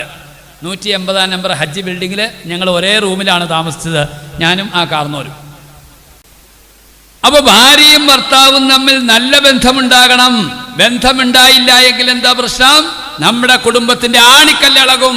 ആണിക്കല്ലിളകിയാലോ പിന്നെ ആ കുടുംബത്തിന്റെ തലമുറ തന്നെ ആകെ പാഴായി പോകും. അതല്ലേ നബിയങ്ങൾ പറഞ്ഞ, ഒരു ഭാര്യയും ഭർത്താവും തമ്മിൽ തല്ലുണ്ടായി കഴിഞ്ഞാൽ അവിടെ 7 സ്റ്റെപ്പുണ്ട്. ഉടനെ തന്നെ അവിടെ മുതുക് പിടിച്ച് ഇടിക്കലോ അല്ലെങ്കിൽ കരണ കുറ്റിക്കിട്ട് അടിക്കലോ ഒന്നും അല്ല, അല്ലെങ്കിൽ കഴുത്തെ പിടിച്ച് ഞെക്കലല്ല, അല്ലെങ്കിൽ മുടി കുത്തിയെ പിടിച്ചിട്ട് ഭിത്തിക്കിട്ട് ഇടിക്കലല്ല. നബിയങ്ങൾ പറഞ്ഞു there are 7 steps. അവിടെ 7 നടപടിക്രമങ്ങളുണ്ട്. ഒന്നാമത്തെ നടപടി എന്നാ അറിയാവോ? അവളെ മാന്യമായി വിളിച്ച് ഉപദേശിക്കണം. മോളെ, ഇവിടെ എന്നാണ് വിളിക്കുന്നത്? അങ്ങനെ വിളിച്ചോ, മോളേന്നോ അല്ലെങ്കിൽ ചക്കരയെന്നോ അല്ലെങ്കിൽ പൊന്നേന്നോ കരളേന്നോ അല്ലെങ്കിൽ വൃക്കേന്നോ എന്നാണ് ഇവിടെ വിളിക്കുന്നത്? തൃശ്ശൂർ ജില്ലക്കാരുടെ ഭാഷ ഏതാണ് അതുപോലെ വിളിച്ചോ. എങ്ങനെ ഈ സാധനത്തിനെ മയക്കിയെടുക്കാൻ പറ്റുമോ അതുപോലുള്ള വിളിച്ചോ. ഒന്നാമത് പറയേണ്ടത് ഉപദേശമാണ്. എന്നിട്ട് അവൾ നന്നായില്ലെങ്കിൽ രണ്ടാമത് നബികൾ പറഞ്ഞു അവോയ്ഡിങ് ബെഡിൽ നിന്ന് മാറ്റി കിടത്തണം. ഒന്ന് ഇങ്ങേര് താഴെ ഇറങ്ങി കിടക്കണം, അല്ലെങ്കിൽ അങ്ങേരെ അടുത്ത മുറി പോയി കിടക്കണം. അടുത്ത മുറി പോയി കിടന്നാൽ കുറ്റിയിടണ്ട. കാരണം കുറ്റിയിട്ട് കഴിഞ്ഞ് കഴിഞ്ഞാൽ ചിലപ്പോൾ അവിടെ കിടന്ന് ഉറങ്ങിപ്പോവും. പെണ്ണുമുള്ള ഒരു കോംപ്രമൈസിന് വന്നു കഴിഞ്ഞാൽ പിന്നെ ഉറക്കത്തിലാണെങ്കിൽ എണിക്കില്ല. നബി സല്ലല്ലാഹു അലൈഹി വസല്ലം തങ്ങൾ പറഞ്ഞു ഇവൻ്റെ ചൂടും അവൾക്ക് ലഭിക്കാതിരിക്കട്ടെ. അവൻ്റെ ചൂടും അതൊരു മനഃശാസ്ത്രപരമായ അപ്രോച്ച്മെൻ്റാണ്. 2-3 പുസ്തകങ്ങൾ മാറിക്കിടക്കുമ്പോൾ തന്നെ ഭാര്യയുടെ മനസ്സ് അലിഞ്ഞു പോകും. എന്നിട്ട് ഭർത്താവിൻ്റെ അടുത്തേക്ക് തന്നെ വരും. മൂന്നാമത് നബി പറഞ്ഞു എന്നിട്ടും ഭാര്യ മര്യാദ പഠിക്കുന്നില്ല, വാശിപ്പുറത്താണ്, നന്നാവുന്നില്ല എങ്കിൽ നബി ഞങ്ങൾ പറഞ്ഞു മൂന്നാമത്തെ ഇടപാട് ബീറ്റിംഗ്. മാന്യമായി നിനക്ക് അവളെ അടിക്കാം. മുഖത്ത് കൊള്ളാതെ, മർമ്മത്ത് കൊള്ളാതെ, തൊലി പൊട്ടാതെ, അടിച്ചോടത്തിൽ തന്നെ അടിക്കാതെ, ഭയങ്കര കട്ടിയുള്ള വടി കൊണ്ടടിക്കാതെ, ഭയങ്കര കട്ടി കുറഞ്ഞ വടി കൊണ്ടടിക്കാതെ മാന്യമായി അവളെ അടിക്കാം. അത് ഇസ്ലാമിൻ്റെ മൂന്നാമത്തെ സ്റ്റെപ്പാണ്. നാലാമത് നബി പറഞ്ഞു എന്നിട്ടും അവൾ നന്നായില്ലെങ്കിൽ കോംപ്രമൈസ്. ഭർത്താവിൻ്റെ വീട്ടിൽ നിന്ന് കുറച്ച് ആൾക്കാരെയും ഭാര്യയുടെ വീട്ടിൽ നിന്ന് കുറച്ച് ആൾക്കാരെയും വിളിച്ച് രമ്യമായി രഹസ്യമായി ചർച്ച ചെയ്ത് പരിഹരിക്കണം. ഇരു ചെവി അറിയാതെ അവർ എല്ലാവരും കൂടി മുഷാവറ ചെയ്ത് പരിഹരിക്കണം. അതോടുകൂടി ഏത് വൃത്തികെട്ട പെണ്ണും നന്നാവും. നന്നാവാത്ത ഒരു പെണ്ണുമില്ല. എന്നിട്ടും അവൾ നന്നായില്ലെങ്കിൽ അഞ്ചാമത്തെ സ്റ്റെപ്പ് നബികൾ പറഞ്ഞു അത്വലാഖുൽ വാഹിദ്, ഒരു തലാക്ക് ചെല്ലണം. ഒരു തവണ ഞാൻ നിന്നെ തലാക്ക് ചെല്ലിയെന്ന് അവളോട് പറയണം. അത് പറയുന്നതോടുകൂടി അവിടെ മുട്ടുകൂട്ടിയിടിക്കാൻ തുടങ്ങും, നെഞ്ചു പിടയ്ക്കാൻ തുടങ്ങും, തൊണ്ടയിൽ വെള്ളം വറ്റാൻ തുടങ്ങും. ഞാൻ എൻ്റെ ഇക്കാക്കായുമായിട്ട് എന്നേക്കുമായി വേർപിരിയാൻ പോവാണല്ലോ, അല്ലാഹ് ഇനി ഞാൻ നന്നായേക്കാം. എത്ര വൃത്തികെട്ട പെണ്ണാണെങ്കിലും ഒരു തലാക്കം കൂടി ചെല്ലോടുകൂടി അവളുടെ രംഗങ്ങൾ മാറും. വിശ്വനാഥ തങ്ങൾ പറഞ്ഞതാ ഒരു തലാക്കില്ല, 3 കൂടി ഒറ്റയടിക്കല്ല. എന്നിട്ട് അവൾ നന്നായില്ലെങ്കിൽ ആറാമത്തെ സെമി ഫൈനൽ സ്റ്റെപ്പ്, അവസാനത്തെ സ്റ്റെപ്പിന് മുമ്പുള്ള സെമി ഫൈനൽ സ്റ്റെപ്പ് നബി ഞങ്ങൾ പറഞ്ഞു അത്വലാഖുസാനി, 2 തലാക്കങ്ങ് ചെല്ലിയേരെ. അപ്പോൾ അവക്കടെ ചങ്കിടിപ്പ് കൂടും. ഒരു ഭർത്താവിന് ഒരു ഭാര്യയെ ജീവിതത്തിൽ ആകെ തലാക്കില്ലാൻ 3 ചാൻസ് ഉള്ളൂ, 4ാമത് ചാൻസ് ഇല്ല. അതിൽ 2ാമത്തെ ചാൻസ് ഉപയോഗപ്പെടുത്തുമ്പോൾ അവളുടെ ബ്രേക്ക് പൊട്ടും, അവൾ നന്നാകാൻ തുടങ്ങും. എന്ത് വലിയ പ്രശ്നമാണെങ്കിലും അവൻ കോംപ്രമൈസിലേക്ക് വരും. ഏതായാലും എൻ്റെ ഭർത്താവുമായിട്ട് എന്നേക്കുമായി ഞാൻ വേർപിരിയാൻ പോവാണല്ലോ, അല്ലാഹ് ഇനി ഞാൻ നന്നായേക്കാം. നബി സല്ലല്ലാഹു അലൈഹി വസല്ലം തങ്ങൾ പറഞ്ഞു 6ാമത്തെ സ്റ്റെപ്പ് 2ാമത്തെ തലാക്ക് ചെല്ലണം. എന്നിട്ട് അവൾ നന്നായില്ല എങ്കിൽ അവസാനത്തെ 7th and last and final step നബി ഞങ്ങൾ പറഞ്ഞു അത്വലാഖുൽ ബത്താ, അവസാനത്തെ ത്വലാഖും ചൊല്ലി നീ അവളെ പിരിച്ചേരെ, അവളിൽ യാതൊരു നന്മയും ബാക്കിയില്ല എന്ന് ആദരവായ റസൂലുള്ളാഹി സ്വല്ലല്ലാഹു അലൈഹി വസല്ലം. എന്നാലും നബി പറഞ്ഞു വലാ തുതല്ലിക് വജ്ഹഹാ, നിന്റെ ഭാര്യയുടെ മുഖത്ത് നീ അടിക്കാൻ പാടില്ല എന്ന് ഷഫീഉനാ റസൂലുള്ളാഹി സ്വല്ലല്ലാഹു അലൈഹി വസല്ലം. ഭാര്യയുടെ മുഖത്തടിക്കുമ്പോൾ കളി മാറും. നബി സല്ലല്ലാഹു അലൈഹി വസല്ലം തങ്ങൾ അതല്ലേ ഹദീസിന്റെ അടിസ്ഥാനത്തിൽ മഹാന്മാരായ ആൾക്കാർ പറഞ്ഞ ഭാര്യയെ തിരഞ്ഞെടുക്കുമ്പോൾ 4 കാര്യത്തിൽ പരിഗണിച്ചത്. 3ാമത്തെ കാര്യം എന്നറിയോ, പൊക്കം കൂടിയിരിക്കണം. ആർക്ക്? ഭർത്താവിന്. കാരണം ഭാര്യക്കെട്ടൊന്ന് കൊടുത്താലും തിരിച്ചു വരുമ്പോൾ ഇയാളുടെ മോന്ത പൊങ്ങിയിരിക്കുവാണെങ്കിൽ അങ്ങനെ മോന്തയ്ക്ക് കൊള്ളൂല. അതാ പൊക്കം വെച്ച് കൂടിയിരിക്കണം എന്ന് പറഞ്ഞു. ഇൽമിൽ കൂടിയിരിക്കണം, ഭംഗിയിൽ കൂടിയിരിക്കണം, പൊക്കത്തിൽ കൂടിയിരിക്കണം, അതുപോലെ തന്നെ സമ്പത്തിൽ കൂടിയിരിക്കണം. ഈ 4 കാര്യത്തിൽ ഭർത്താവ് ഭാര്യയേക്കാൾ അല്പം മുന്തിയിരിക്കണം. ഇത് ഷാഫി മദ്ഹബിലെ വലിയ വലിയ പണ്ഡിതന്മാർ പറഞ്ഞ, അത് വെറുതെ പറഞ്ഞല്ല. അതുകൊണ്ട് തന്നെ പ്രിയപ്പെട്ട സഹോദരിമാരെ, സഹോദരന്മാരെ, ഭാര്യയും ഭർത്താവും തമ്മിലുള്ള ബന്ധം അതൊരു മനുഷ്യന്റെ ജീവിതത്തിലെ പ്ലാറ്റ്ഫോമാണ്. അവിടെ നിന്നാണ് തുടങ്ങേണ്ടത്. അവിടെ സ്നേഹമുണ്ടോ അവരുടെ മക്കളിൽ സ്നേഹമുണ്ടാകും. അവിടെ ദീനുണ്ടോ അവരുടെ മക്കളിൽ ദീനുണ്ടാകും.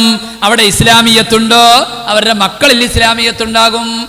പിന്നെ വാപ്പാനെ ഉമ്മാനെയും ശ്രദ്ധിക്കണം, വാപ്പാനെ ഉമ്മാനെ നല്ലോണം നോക്കണം എന്ന് പറഞ്ഞു കൊടുക്കേണ്ട അവസ്ഥയില്ല മക്കൾക്ക്. കാരണം എന്താ, ഇവിടുന്ന് സംഗതി ഹലാലായിട്ടാണ് കയറിപ്പോയേക്കണേ അല്ലേ? ഞാൻ ചോദിക്കട്ടെ, നിങ്ങളൊക്കെ മക്കളെ വളർത്തണേ എന്തിനു വേണ്ടിയാണ് മക്കളെ വളർത്തണേ? നിങ്ങൾ ആലോചിച്ചിട്ട് എന്തിനു വേണ്ടിയാണ് നിങ്ങൾ മക്കളെ വളർത്തണേ? ഇത്രയും നാൾ നമ്മൾ കഷ്ടപ്പെട്ട് ഇടങ്ങേറായി ബുദ്ധിമുട്ടി നാണം കെട്ടി നമ്മൾ മക്കളെ വളർത്തുക. എന്തിനാ മക്കളെ വളർത്തണേ? ഇന്ന് മക്കളെ കൊണ്ട് പൊറുതിമുട്ടിയ ആൾക്കാർ മക്കൾ മരിച്ചു കിട്ടാൻ വേണ്ടി ദ്വാരക്കുന്നു. മുന്നിൽ നിന്ന് പോയി കിട്ടാൻ വേണ്ടി ദ്വാരക്കുന്നു. മക്കളെ കൊണ്ട് ഇടങ്ങേറായി കണ്ണീര് കുടിക്കുന്ന എത്രയോ മാതാപിതാക്കൾ. എന്തേ? പ്ലാറ്റ്ഫോം ശരിയല്ല, ഭാര്യ ഭർത്താവിൻ്റെ ഇടയിലുള്ള ബന്ധം ശരിയല്ല, അവിടെ ദീനില്ല, മക്കൾക്ക് ദീനില്ല. ഞാൻ ചോദിക്കട്ടെ, നിങ്ങൾ എന്തിനാ മക്കളെ വളർത്തണേ? മഹാന്മാർ പറഞ്ഞു മക്കളെ വളർത്തണ 4 കാര്യത്തിന് വേണ്ടിയാണ്. ഒന്നാമത് മക്കളെ വളർത്തുന്നതിന്റെ ഉദ്ദേശം എന്നറിയോ? അല്ലാഹുവേ, ഞാൻ എൻ്റെ മകനെ വളർത്തുന്ന, എൻ്റെ മകളെ വളർത്തുന്ന മഹാനായിരിക്കുന്ന ഗസാലി ഇമാം അടക്കമുള്ള പണ്ഡിതന്മാർ പറഞ്ഞു മക്കളെ വളർത്തുമ്പോൾ 4 ലക്ഷ്യമായിരിക്കണം നിങ്ങൾക്കുണ്ടായിരിക്കേണ്ടത്. അതിൽ ഒന്നാമത്തെ ലക്ഷ്യം അറിയോ? അല്ലാഹു, ഞാൻ എൻ്റെ പുള്ളേനെ വളർത്തുന്നത് പടച്ചവനെ നിന്റെ ദീനിന് വേണ്ടിയാണ്, നിന്റെ ദീനിന്റെ വളർച്ചയ്ക്ക് വേണ്ടിയാണ്. അവൻ നാളെ ഒന്നാം തരം നല്ല ആലിമാകണം, നല്ല ഹാഫിളാകണം, നല്ല ഉസ്താദാകണം, നല്ല മുദരിസാകണം, നല്ല മദ്രസ മുഅല്ലിമാകണം, നല്ല പള്ളിയിലെ സെക്രട്ടറി ആകണം, പ്രസിഡന്റ് ആകണം, ഈ ഉമ്മത്തിന് കൊടിപിടിക്കുന്ന ആളാകണം. അല്ലാഹു, എൻ്റെ മക്കളെ കൊണ്ട് നിന്റെ ദീനിന് എന്തെങ്കിലും ഗുണം ഉണ്ടാവണം, അതിനുവേണ്ടി ആ നിയ്യത്ത് വെച്ച് മക്കളെ വളർത്തണം. അപ്പം എന്താ ഗുണം? ആ കൊച്ചിനെ അംഗൻവാടിയിൽ വിട്ടാ ഗുണം, സ്കൂളിൽ വിട്ടാ ഗുണം, അതൊക്കെ അള്ളാഹ് ഇബാദത്തായിട്ട് രേഖപ്പെടുത്തും. ഇപ്പം തന്നെ ആ നിയ്യത്ത് അങ്ങോട്ട് വെച്ചോ, പടച്ചവനെ ഞാൻ എൻ്റെ കൊച്ചുങ്ങളെ വളർത്തണം, എൻ്റെ വ്യക്തിപരമായ ആവശ്യത്തെക്കാൾ ഉപരി അള്ളാഹുവിൻ്റെ ദീനിന് വളർച്ച കിട്ടണം. അങ്ങനെ നിയ്യത്ത് വെച്ചിട്ട് മക്കളെ വളർത്തിയാൽ ആ കൊച്ചിനെ കക്കൂസിക്കോട്ട് നിങ്ങൾ കഴിയിച്ചു കൊടുത്താൽ അത് ഇബാദത്താണ്. ആ കൊച്ചിനെ അംഗൻവാടി വിട്ടാൽ അത് ഇബാദത്താണ്. ആ പിള്ളേനെ ആശുപത്രി കൊണ്ടായത് ഇബാദത്താണ്.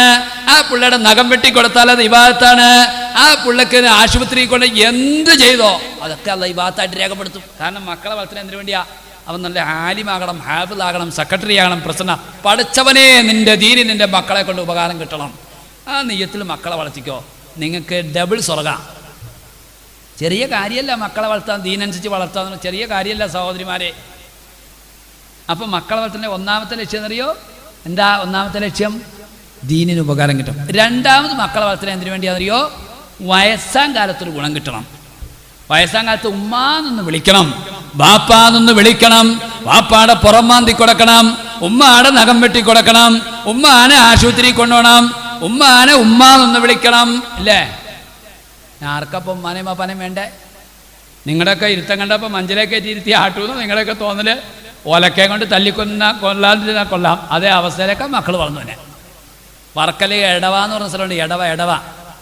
അവിടെ ഉമ്മ രാവിലെ സുബഹിക്ക് എഴുന്നേപ്പോൾ കട്ടൻ ചായം തിളപ്പിച്ച് മൂടി വെച്ചിട്ട് ഉമ്മ നിൽക്കിരിക്കാൻ കരുത്. പുള്ള എഴുന്നേറ്റ് വന്നു കഴിഞ്ഞപ്പോൾ മറ്റേൻ്റെ കിറുക്കിലാണ്, ഈ MDMA കഴിച്ചിട്ട് കിടക്കണേ. പുള്ള എഴുന്നേറ്റ് വന്നപ്പോൾ ഇരുമ്പ് പൊടി എടുത്ത് ഉമ്മാടെ തല സുജൂദിൽ വെച്ച് 10ഉം 14ഉം കഷ്ടമാക്കി വെട്ടിപ്പിടിച്ചു. ഒന്നാന്തരം കാക്കാമാരുടെ പിള്ളേരാ. ഇപ്പം ആർക്കും ഉമ്മാനെ വേണ്ട. വയസ്സാം കാലമായി കഴിഞ്ഞാൽ ഉമ്മാനെ വേണ്ട, വാപ്പാനെ വേണ്ട. അനിയൻ പറയും, എടാ നീ കൊണ്ടുപോയി നോക്കടാ, നിനക്കല്ലടാ ടൗണിൽ വാപ്പ 2-3 കടമുറി എഴുതി തന്നെ. മറ്റവനോട് നിനക്കല്ലടാ കൂടുതൽ റബ്ബർ തോട്ടം കിട്ടി, നീ നോക്കടാ.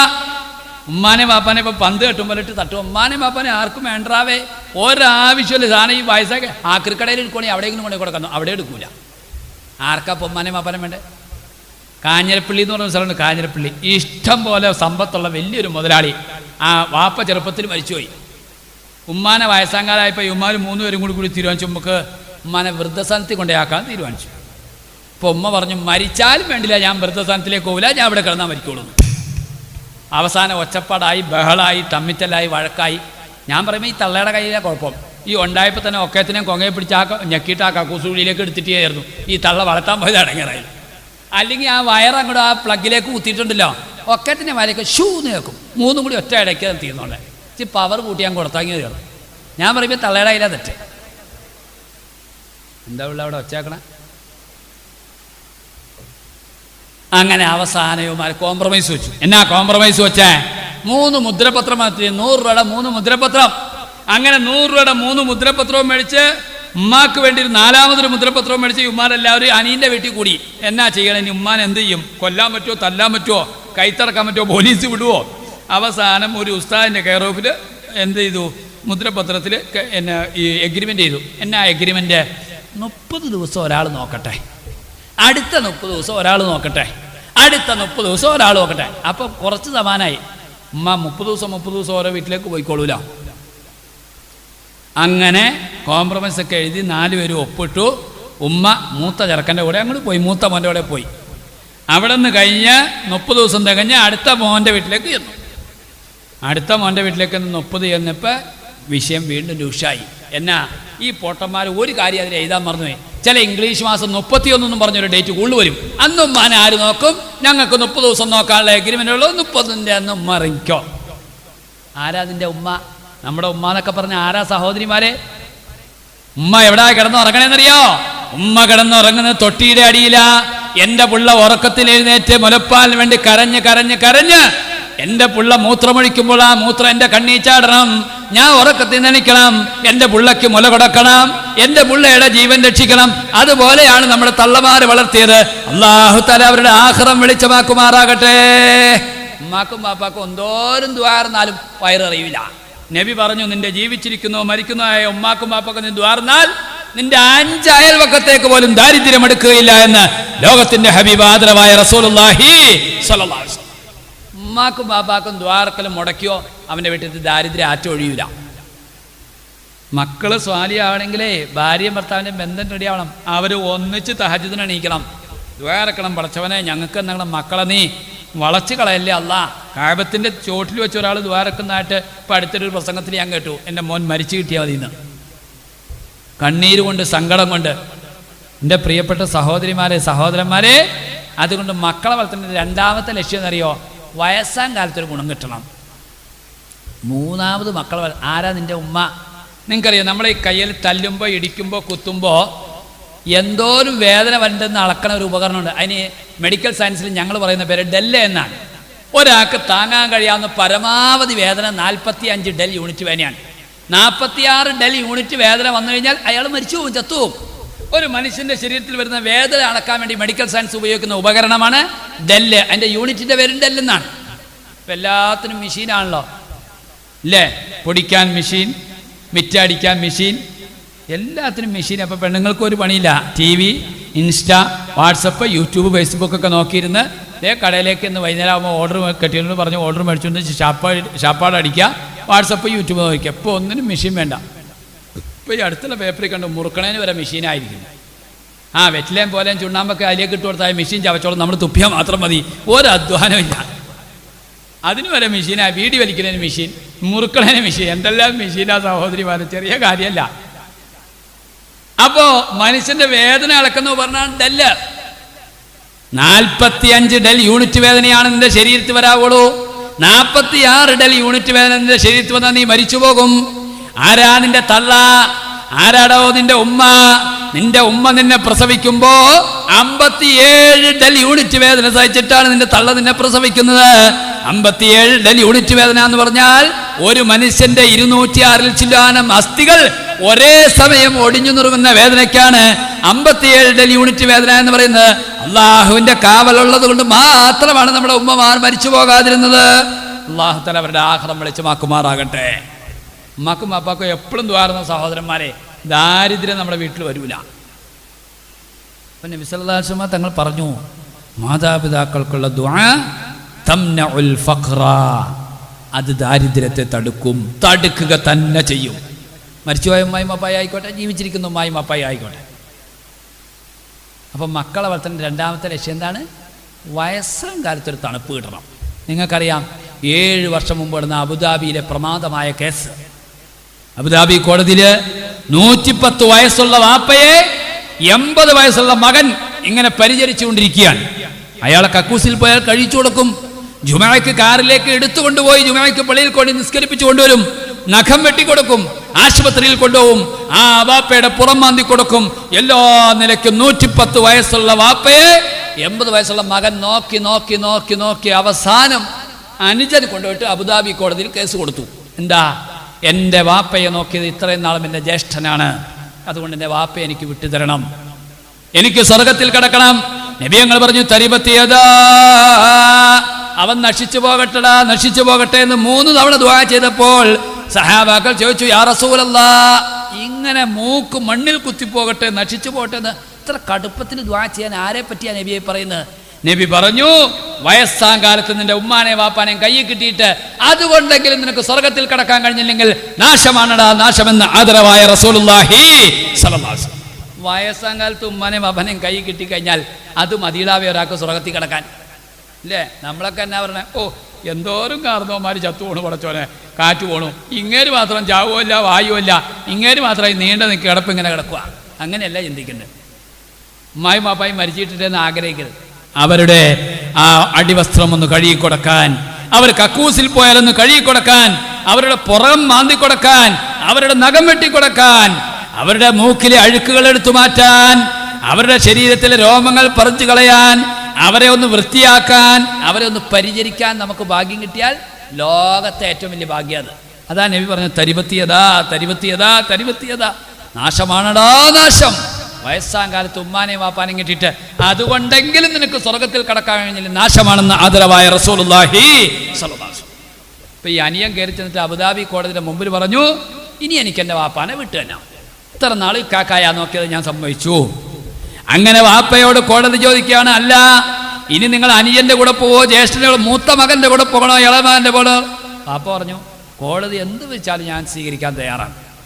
അവസാനം കോടതി പറയുകയാണ്, ഇതാ ഇനി അനിയന്റെ കൂടെ പോകട്ടെ, ഇത്രയും നാൾ ജ്യേഷ്ഠനല്ലേ നോക്കിയത്, മൂത്ത മകനല്ലേ നോക്കിയത്, ഇനി അനിയന്റെ കൂടെ പോകട്ടെ എന്ന് പറഞ്ഞപ്പോൾ ജ്യേഷ്ഠനാകുന്ന 82 വയസ്സുള്ള പടുകളവനായ മൂത്ത മകൻ നെഞ്ചത്തടിച്ചിട്ട് കരഞ്ഞിട്ട് ഓടിച്ചെന്നിട്ട് അബുദാബി കോടതിന്റെ കയ്യിൽ കാലിൽ കെട്ടിക്കിടന്ന് മറിഞ്ഞിട്ട് ആ നിലത്ത് കിടന്ന് ഉരുണ്ട് കിടന്ന് മറിഞ്ഞിട്ട്, മനഅനിൽ ജന്ന, നിങ്ങൾ എൻ്റെ സ്വർഗം തടഞ്ഞു കളഞ്ഞല്ലോ കോടതി, എനിക്കെൻ്റെ വാപ്പാനെ വിട്ടുതരണം, നിങ്ങളുടെ കാല് ഞാൻ പിടിക്കാം, എൻ്റെ വാപ്പാനെ എനിക്ക് വിട്ടുതരണമെന്ന് കോടതിയുടെ കാലിലേക്ക് ഇദ്ദേഹത്തിന്റെ കണ്ണുനീര് ചാടുവോളം അദ്ദേഹം ആ തറയിൽ കിടന്ന് ഉരുണ്ട് കിടന്ന് മറിഞ്ഞുവെങ്കിൽ, ഇതാണ് മക്കളെ വളർത്തലിൻ്റെ രണ്ടാമത്തെ ലക്ഷ്യം. വയസ്സാം കാലത്ത് ഗുണം കിട്ടണം.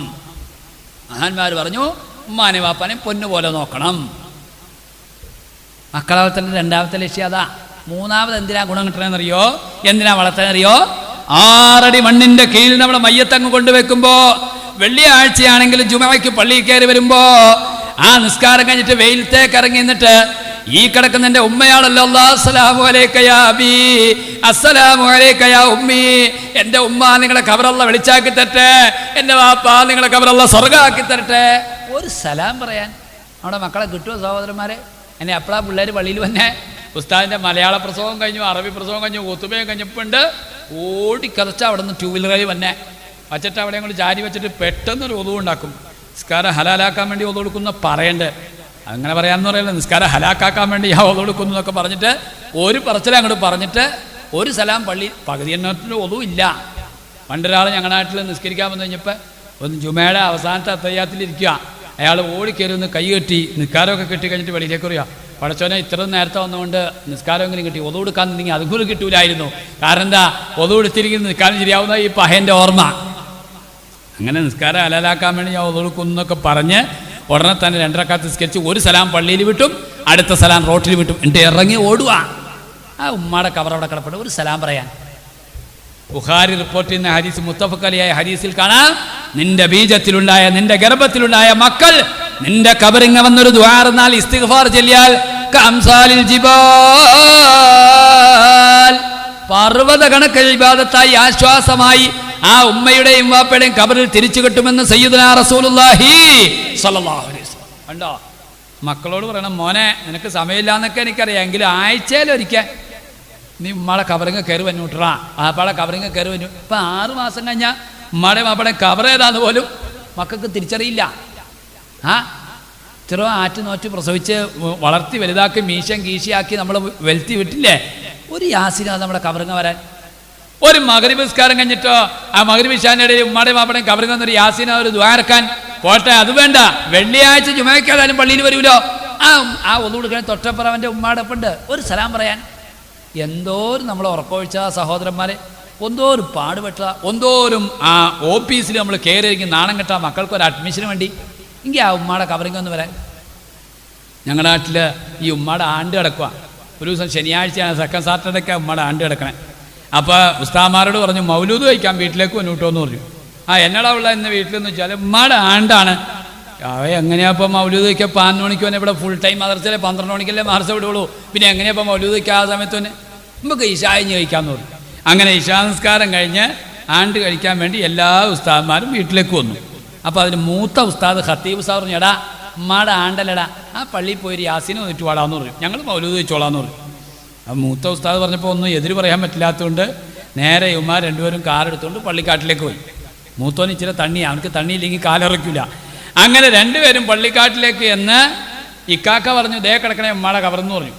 ഞാൻ ഇവിടെ നിന്നാ യാസീനോളൂ. അപ്പോൾ അനിയൻ പറഞ്ഞു, ഇക്കാക്ക എന്നെ ഭ്രാന്താണോ? ഒരു കൊല്ലമായ ഉമ്മ മരിച്ചിട്ട് ഉമ്മാടെ കവർ ഈ കിടക്കണേ, ഞാനിവിടെ നിന്നാ യാസീനോളൂ. ഈ ഉമ്മാർ തമ്മിത്തലായി.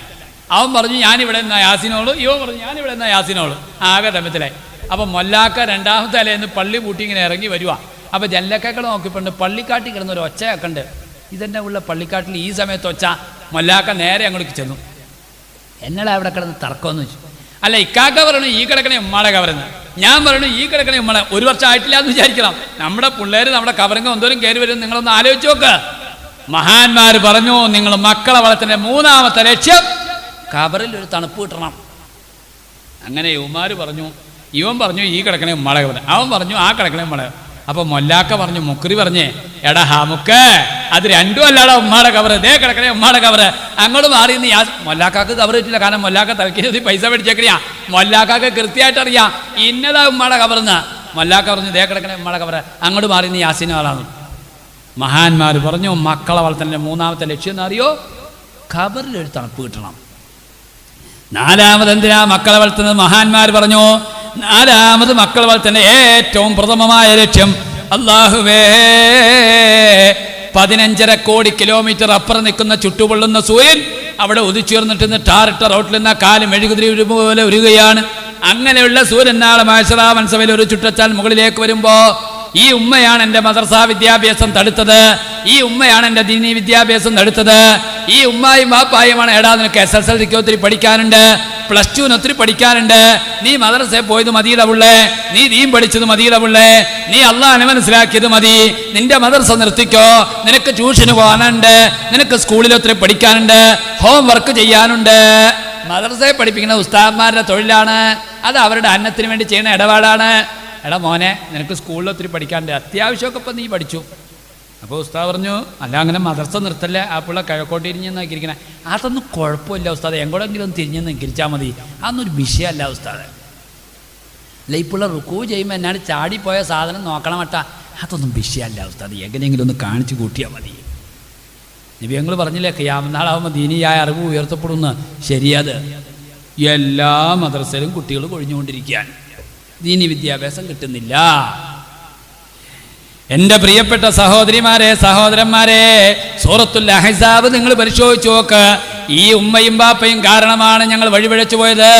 അതുകൊണ്ട് ഉമ്മാനെയും വാപ്പാനെയും ചെമ്പിൻ്റെ തറയിലേക്ക് മലർത്തി കിടത്തു അല്ലാഹ്. അവരുടെ നെഞ്ചിൻ്റെ മുകളിൽ കയറി നിന്നിട്ടാണെങ്കിൽ മക്കളാകുന്ന ഞങ്ങളുടെ കാലിൻ്റെ ചൂടൊന്നകറ്റട്ടെ എന്ന് സ്വന്തം മക്കൾ പൊട്ടിക്കരഞ്ഞ അള്ളാഹിനോട് പരാതി പറയുമെന്ന് ആദരവായ റസൂലുള്ളാഹി. കണ്ടോ, ഇവിടെ 10 ബഹുമാന്യരായ ഉസ്താദന്മാരുണ്ട് ഈ മദ്രസയിൽ.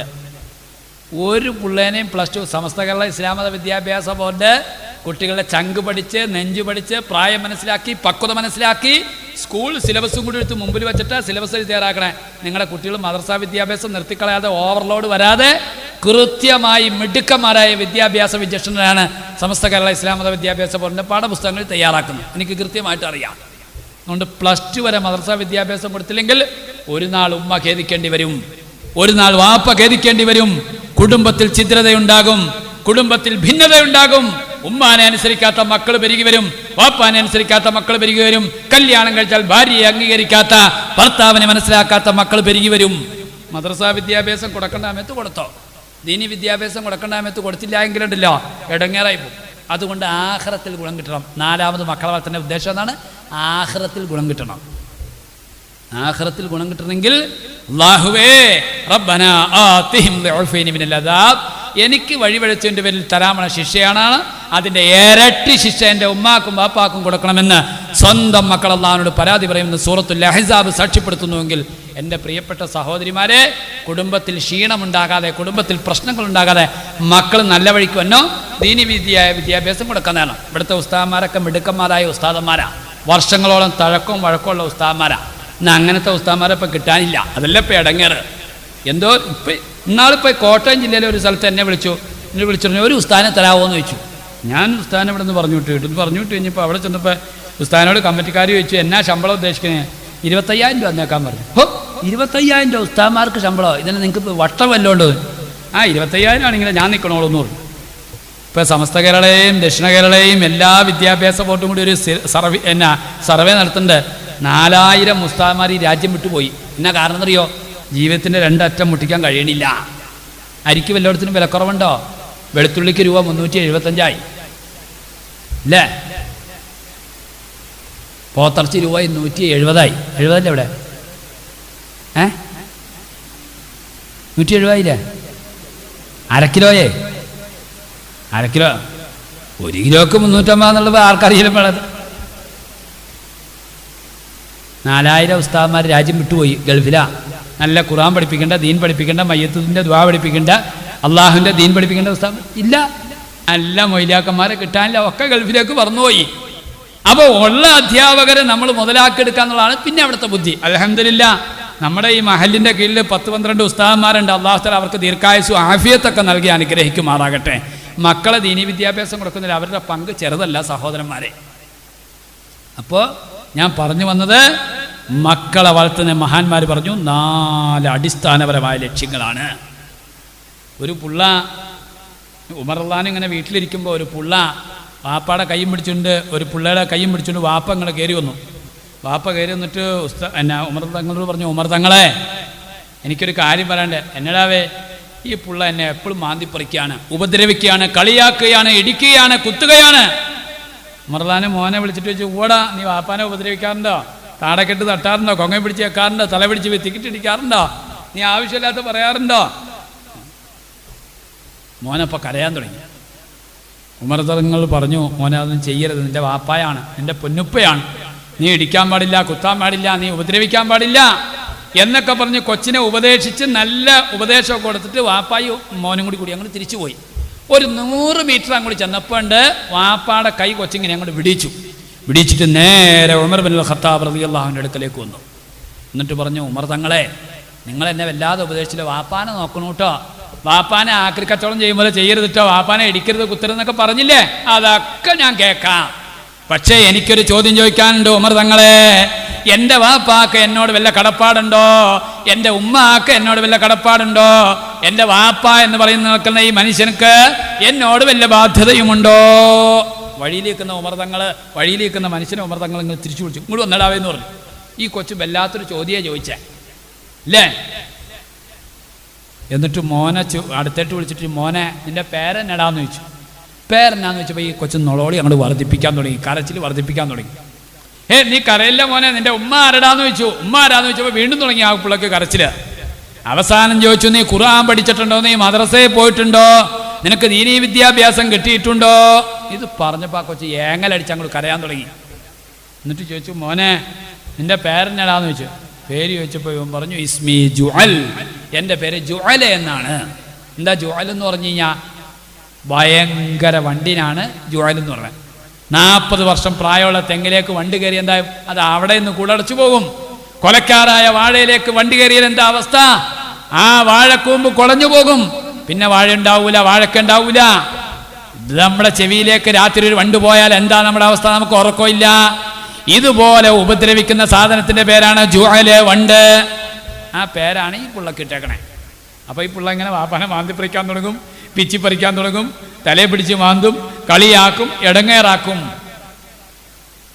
മൃതങ്ങൾ പറഞ്ഞു അത് ശരിയല്ല. രണ്ടാമത് ചോദിച്ചു, നിന്റെ ഉമ്മയാരാണ്?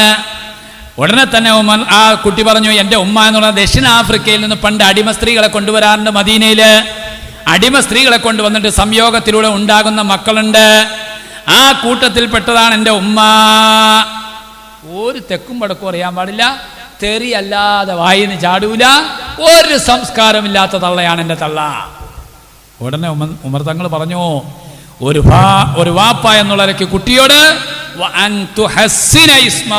ഒന്നാമത്തെ നടപടി എന്ന് പറയാം, പുള്ളക്ക് പേരിടുമ്പോൾ നല്ല പേരിടണം. എന്നാ പേരിനെ? ഖൈറുന്നിസാ, പെണ്ണുങ്ങളിൽ ഏറ്റവും നല്ല പെണ്ണ്. ഹസീന, ഏറ്റവും നല്ല പെണ്ണ്. മറിയം ബീവി, ഏറ്റവും നല്ല പേര്. ഖദീജ ബീവി, ഏറ്റവും നല്ല പേര്. ആയിഷ, ഏറ്റവും നല്ല പേര്. സ്വാലിഹ, ഏറ്റവും നല്ല പേര്. മക്കൾക്ക് പേരിടുമ്പോൾ ആമക്കൾക്കാണെങ്കിലും പെമ്മക്കൾക്കാണെങ്കിലും സ്വാലിഹീങ്ങളുടെയും പ്രവാചകന്മാരുടെയും നബിമാരുടെയും ഔലിയാക്കന്മാരുടെയും പേരിടണം. അബ്ദുള്ള കൂട്ടിയിടണം, മുഹമ്മദ് ഇടണം, ഇതൊക്കെ നല്ല പേരാണ്. അപ്പം കൊച്ചിൻ്റെ പേരിന് ജുഅല എന്നാണ്. അതിൻ്റെ സ്വഭാവമാണ് അത് കാണിക്കുന്നത്. രണ്ടാമത് പറഞ്ഞു വാൻ തഖ്താറ ഉമ്മഹു, ഉമ്മാനെ തെരഞ്ഞെടുക്കുമ്പോൾ നല്ല ഉമ്മാനെ നോക്കി തെരഞ്ഞെടുക്കണം.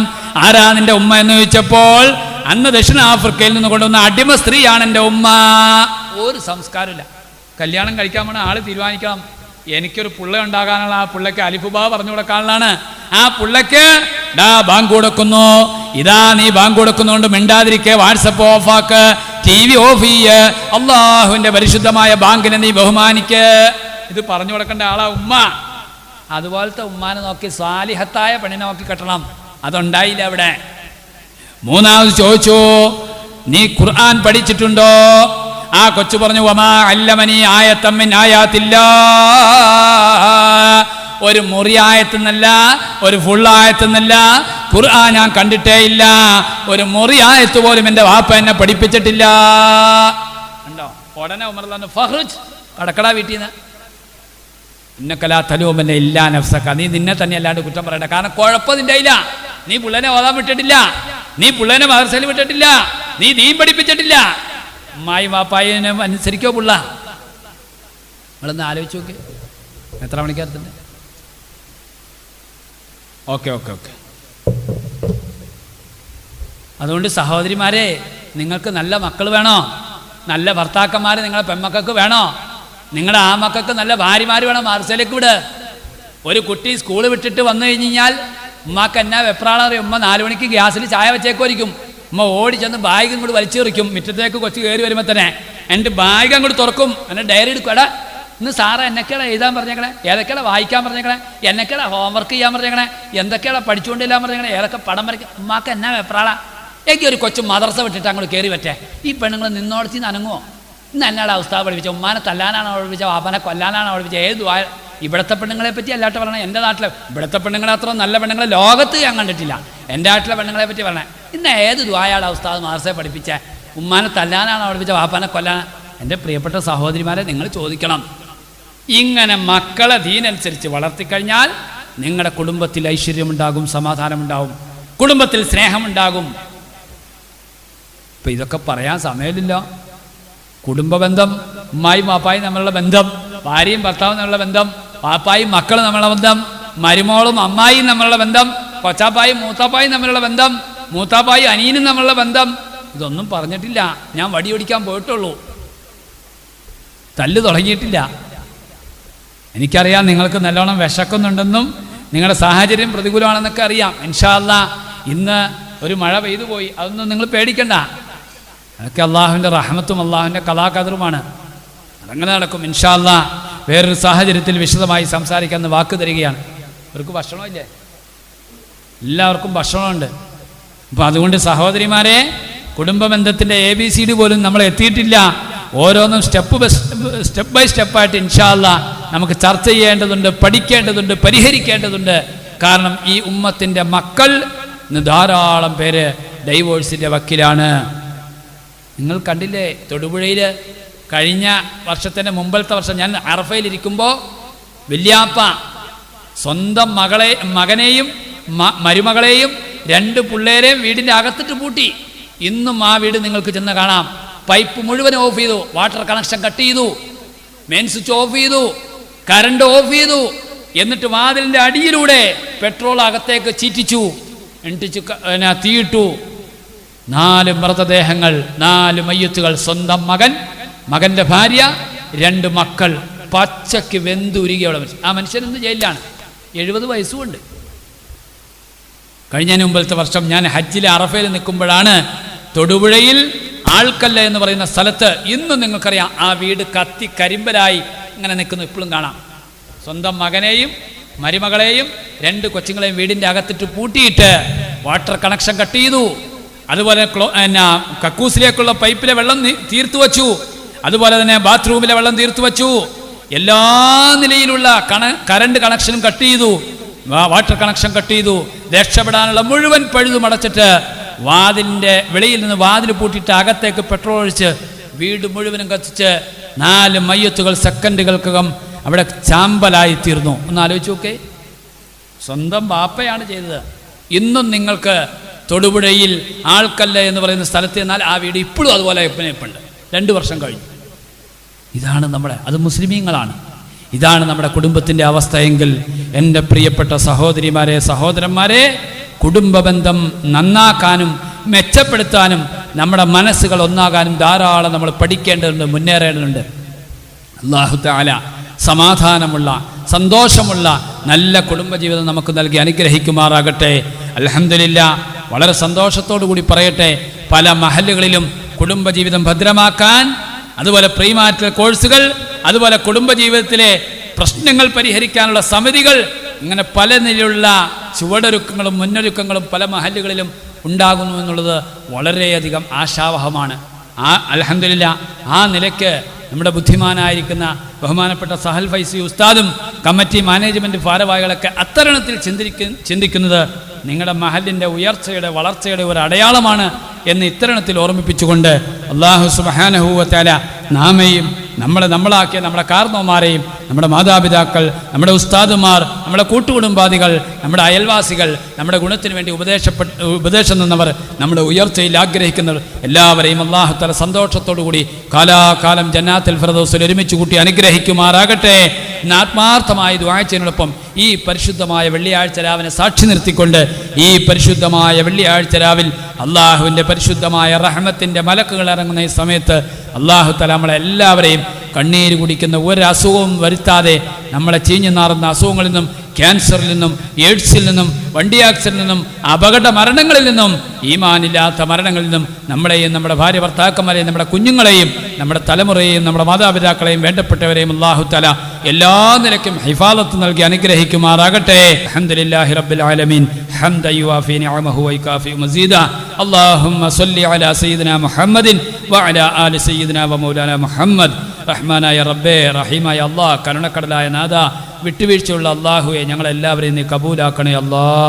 ഞങ്ങൾക്ക് നീ മഗ്ഫിറത്തും റഹ്മത്തും നൽകണേ അല്ലാ. ഞങ്ങളുടെ ഉമ്മാക്കും വാപ്പാക്കും നീ പുറത്തു നൽകണേ അല്ലാ. ചോദ്യപ്പാടില്ലാതെ ഞങ്ങളുടെ ഉമ്മാക്കും വാപ്പാക്കും നീ സ്വർഗം നൽകണേ അല്ലാ. പടച്ചവനെ, ഞങ്ങൾക്ക് വേണ്ടി ഞങ്ങളുടെ മാതാപിതാക്കൾ കഷ്ടപ്പെട്ടതിനും ഇടങ്ങേറാതിനും ബുദ്ധിമുട്ടിയതിനും ഉറക്കമൊഴിച്ചതിനും കണക്കില്ല അല്ലാ. ഞങ്ങളുടെ ഉമ്മാനെ വാപ്പാനെ നീ സ്വർഗത്തിൽ ഒരുമിച്ച് കൂട്ടണേ അല്ലാ. ഞങ്ങളുടെ മക്കളെ നീ സ്വാലിഹീങ്ങളാക്കണേ അല്ലാ. പടച്ചവനെ, നിന്റെ ദീനിനെ അനുസരിക്കുന്ന, മാതാപിതാക്കളെ അനുസരിക്കുന്ന, അതുപോലെ തന്നെ ഉസ്താദുമാരെ അനുസരിക്കുന്ന, ദീനിൻ്റെ വിധിവിലക്കുകൾ അംഗീകരിച്ച് നല്ല അഹ്ലുസുന്നത്തി വൽ ജമാഅത്തിൻ്റെ ആശയാദർശത്തിൽ അടിയുറച്ച് വിശ്വസിക്കുന്ന നല്ല സ്വാലിഹീങ്ങളായ മക്കളെ നൽകണേ അല്ലാ. ചീഞ്ഞു നാറുന്ന അസുഖങ്ങളെ തൊട്ട് കാക്കണേ അല്ലാ. ക്യാൻസർ, എയ്ഡ്സ്, വണ്ടി ആക്സിഡന്റ്, അപകട മരണങ്ങളെ തൊട്ട് കാക്കണേ അല്ലാ. പടച്ചവനെ, ഞങ്ങളുടെ കുഞ്ഞുങ്ങൾ ഞങ്ങൾക്കൊരു പ്രതീക്ഷയാണ്. ഞങ്ങളുടെ മക്കളെ നീ സ്വാലിഹീങ്ങളാക്കണേ അല്ലാ. ഹജ്ജും ഉംറയും ചെയ്യാനുള്ള മഹാഭാഗ്യം ഞങ്ങൾക്കെല്ലാവർക്കും നീ നൽകണേ അല്ലാ. ഈ മഹല്ലിനെ ഓരോ നിമിഷവും അഭിവൃദ്ധിയിൽ നിന്ന് അഭിവൃദ്ധിയിലേക്ക് നീ ഉയർത്തണേ അല്ലാ. ഞങ്ങളെല്ലാവരെയും സന്തോഷത്തോടുകൂടി ജന്നാത്തുൽ ഫിർദൗസിൽ ഒരുമിച്ച് കൂട്ടണേ അല്ലാ. ലോക മുസ്ലിമീങ്ങൾ പല നിലയ്ക്കും കഷ്ടപ്പാടിലും ഇടങ്ങേറിലും ബുദ്ധിമുട്ടിലും യുദ്ധത്തിലും ചോരയിലുമാണ്. അല്ലാഹുവേ, നീ സംരക്ഷണം നൽകണേ അല്ലാ. ലോകത്തിൻ്റെ പല ഭാഗത്തും മുസ്ലിമീങ്ങൾ ക്രൂരമായി ആക്രമിക്കപ്പെട്ടുകൊണ്ടിരിക്കുകയാണ്. സഹിക്കാൻ കഴിയുന്നില്ല അല്ലാ. കണ്ടിട്ട് ഞങ്ങളുടെ മനസ്സ് വിങ്ങിപ്പൊട്ടുകയാണ്. പാവങ്ങളായ ഞങ്ങളുടെ സഹോദരന്മാർക്ക് അല്ലാഹുവേ, നീ രക്ഷ നൽകണേ അല്ലാ. നീ സലാമത്ത് നൽകണേ അല്ലാ. നീ തുമഅനീനത്ത് നൽകണേ അല്ലാ. ഞങ്ങളുടെ സാധുക്കളായ ഈ മദ്രസയിലും പള്ളിയിലും ജോലി ചെയ്യുന്ന ഉസ്താദുമാർക്ക് ആഫിയത്തും ദീർഘായുസ്സും നൽകണേ അല്ലാ. അവരുടെ തൊഴിലിലും ജോലിയിലും നീ ബറക്കത്ത് ചെയ്യണേ അല്ലാ. ഈ മഹല്ലിലെ ഓരോ അംഗങ്ങൾക്കും ദീർഘായുസ്സുള്ള ആഫിയത്ത് നൽകി അനുഗ്രഹിക്കണേ അല്ലാ. റബ്ബനാ ആതിനാ ഫിദ്ദുനിയാ ഹസന വഫിൽ ആഖിറതി ഹസനതൻ വഖിനാ അദാബന്നാർ. ആമീൻ ബിറഹ്മതിക യാ അർഹമർ റഹീമീൻ. വൽഹംദുലില്ലാഹി റബ്ബിൽ ആലമീൻ. ബിഹഖി സല്ലല്ലാഹു അലാ മുഹമ്മദ് സല്ലല്ലാഹു അലൈഹി വസല്ലം. സല്ലല്ലാഹു അലാ മുഹമ്മദ് സല്ലല്ലാഹു അലൈഹി വസല്ലം. اللهم صل على محمد والآل أهل البيت سلم. صل على جميع الأنبياء والمرسلين. الحمد لله رب العالمين. السلام عليكم ورحمة الله وبركاته.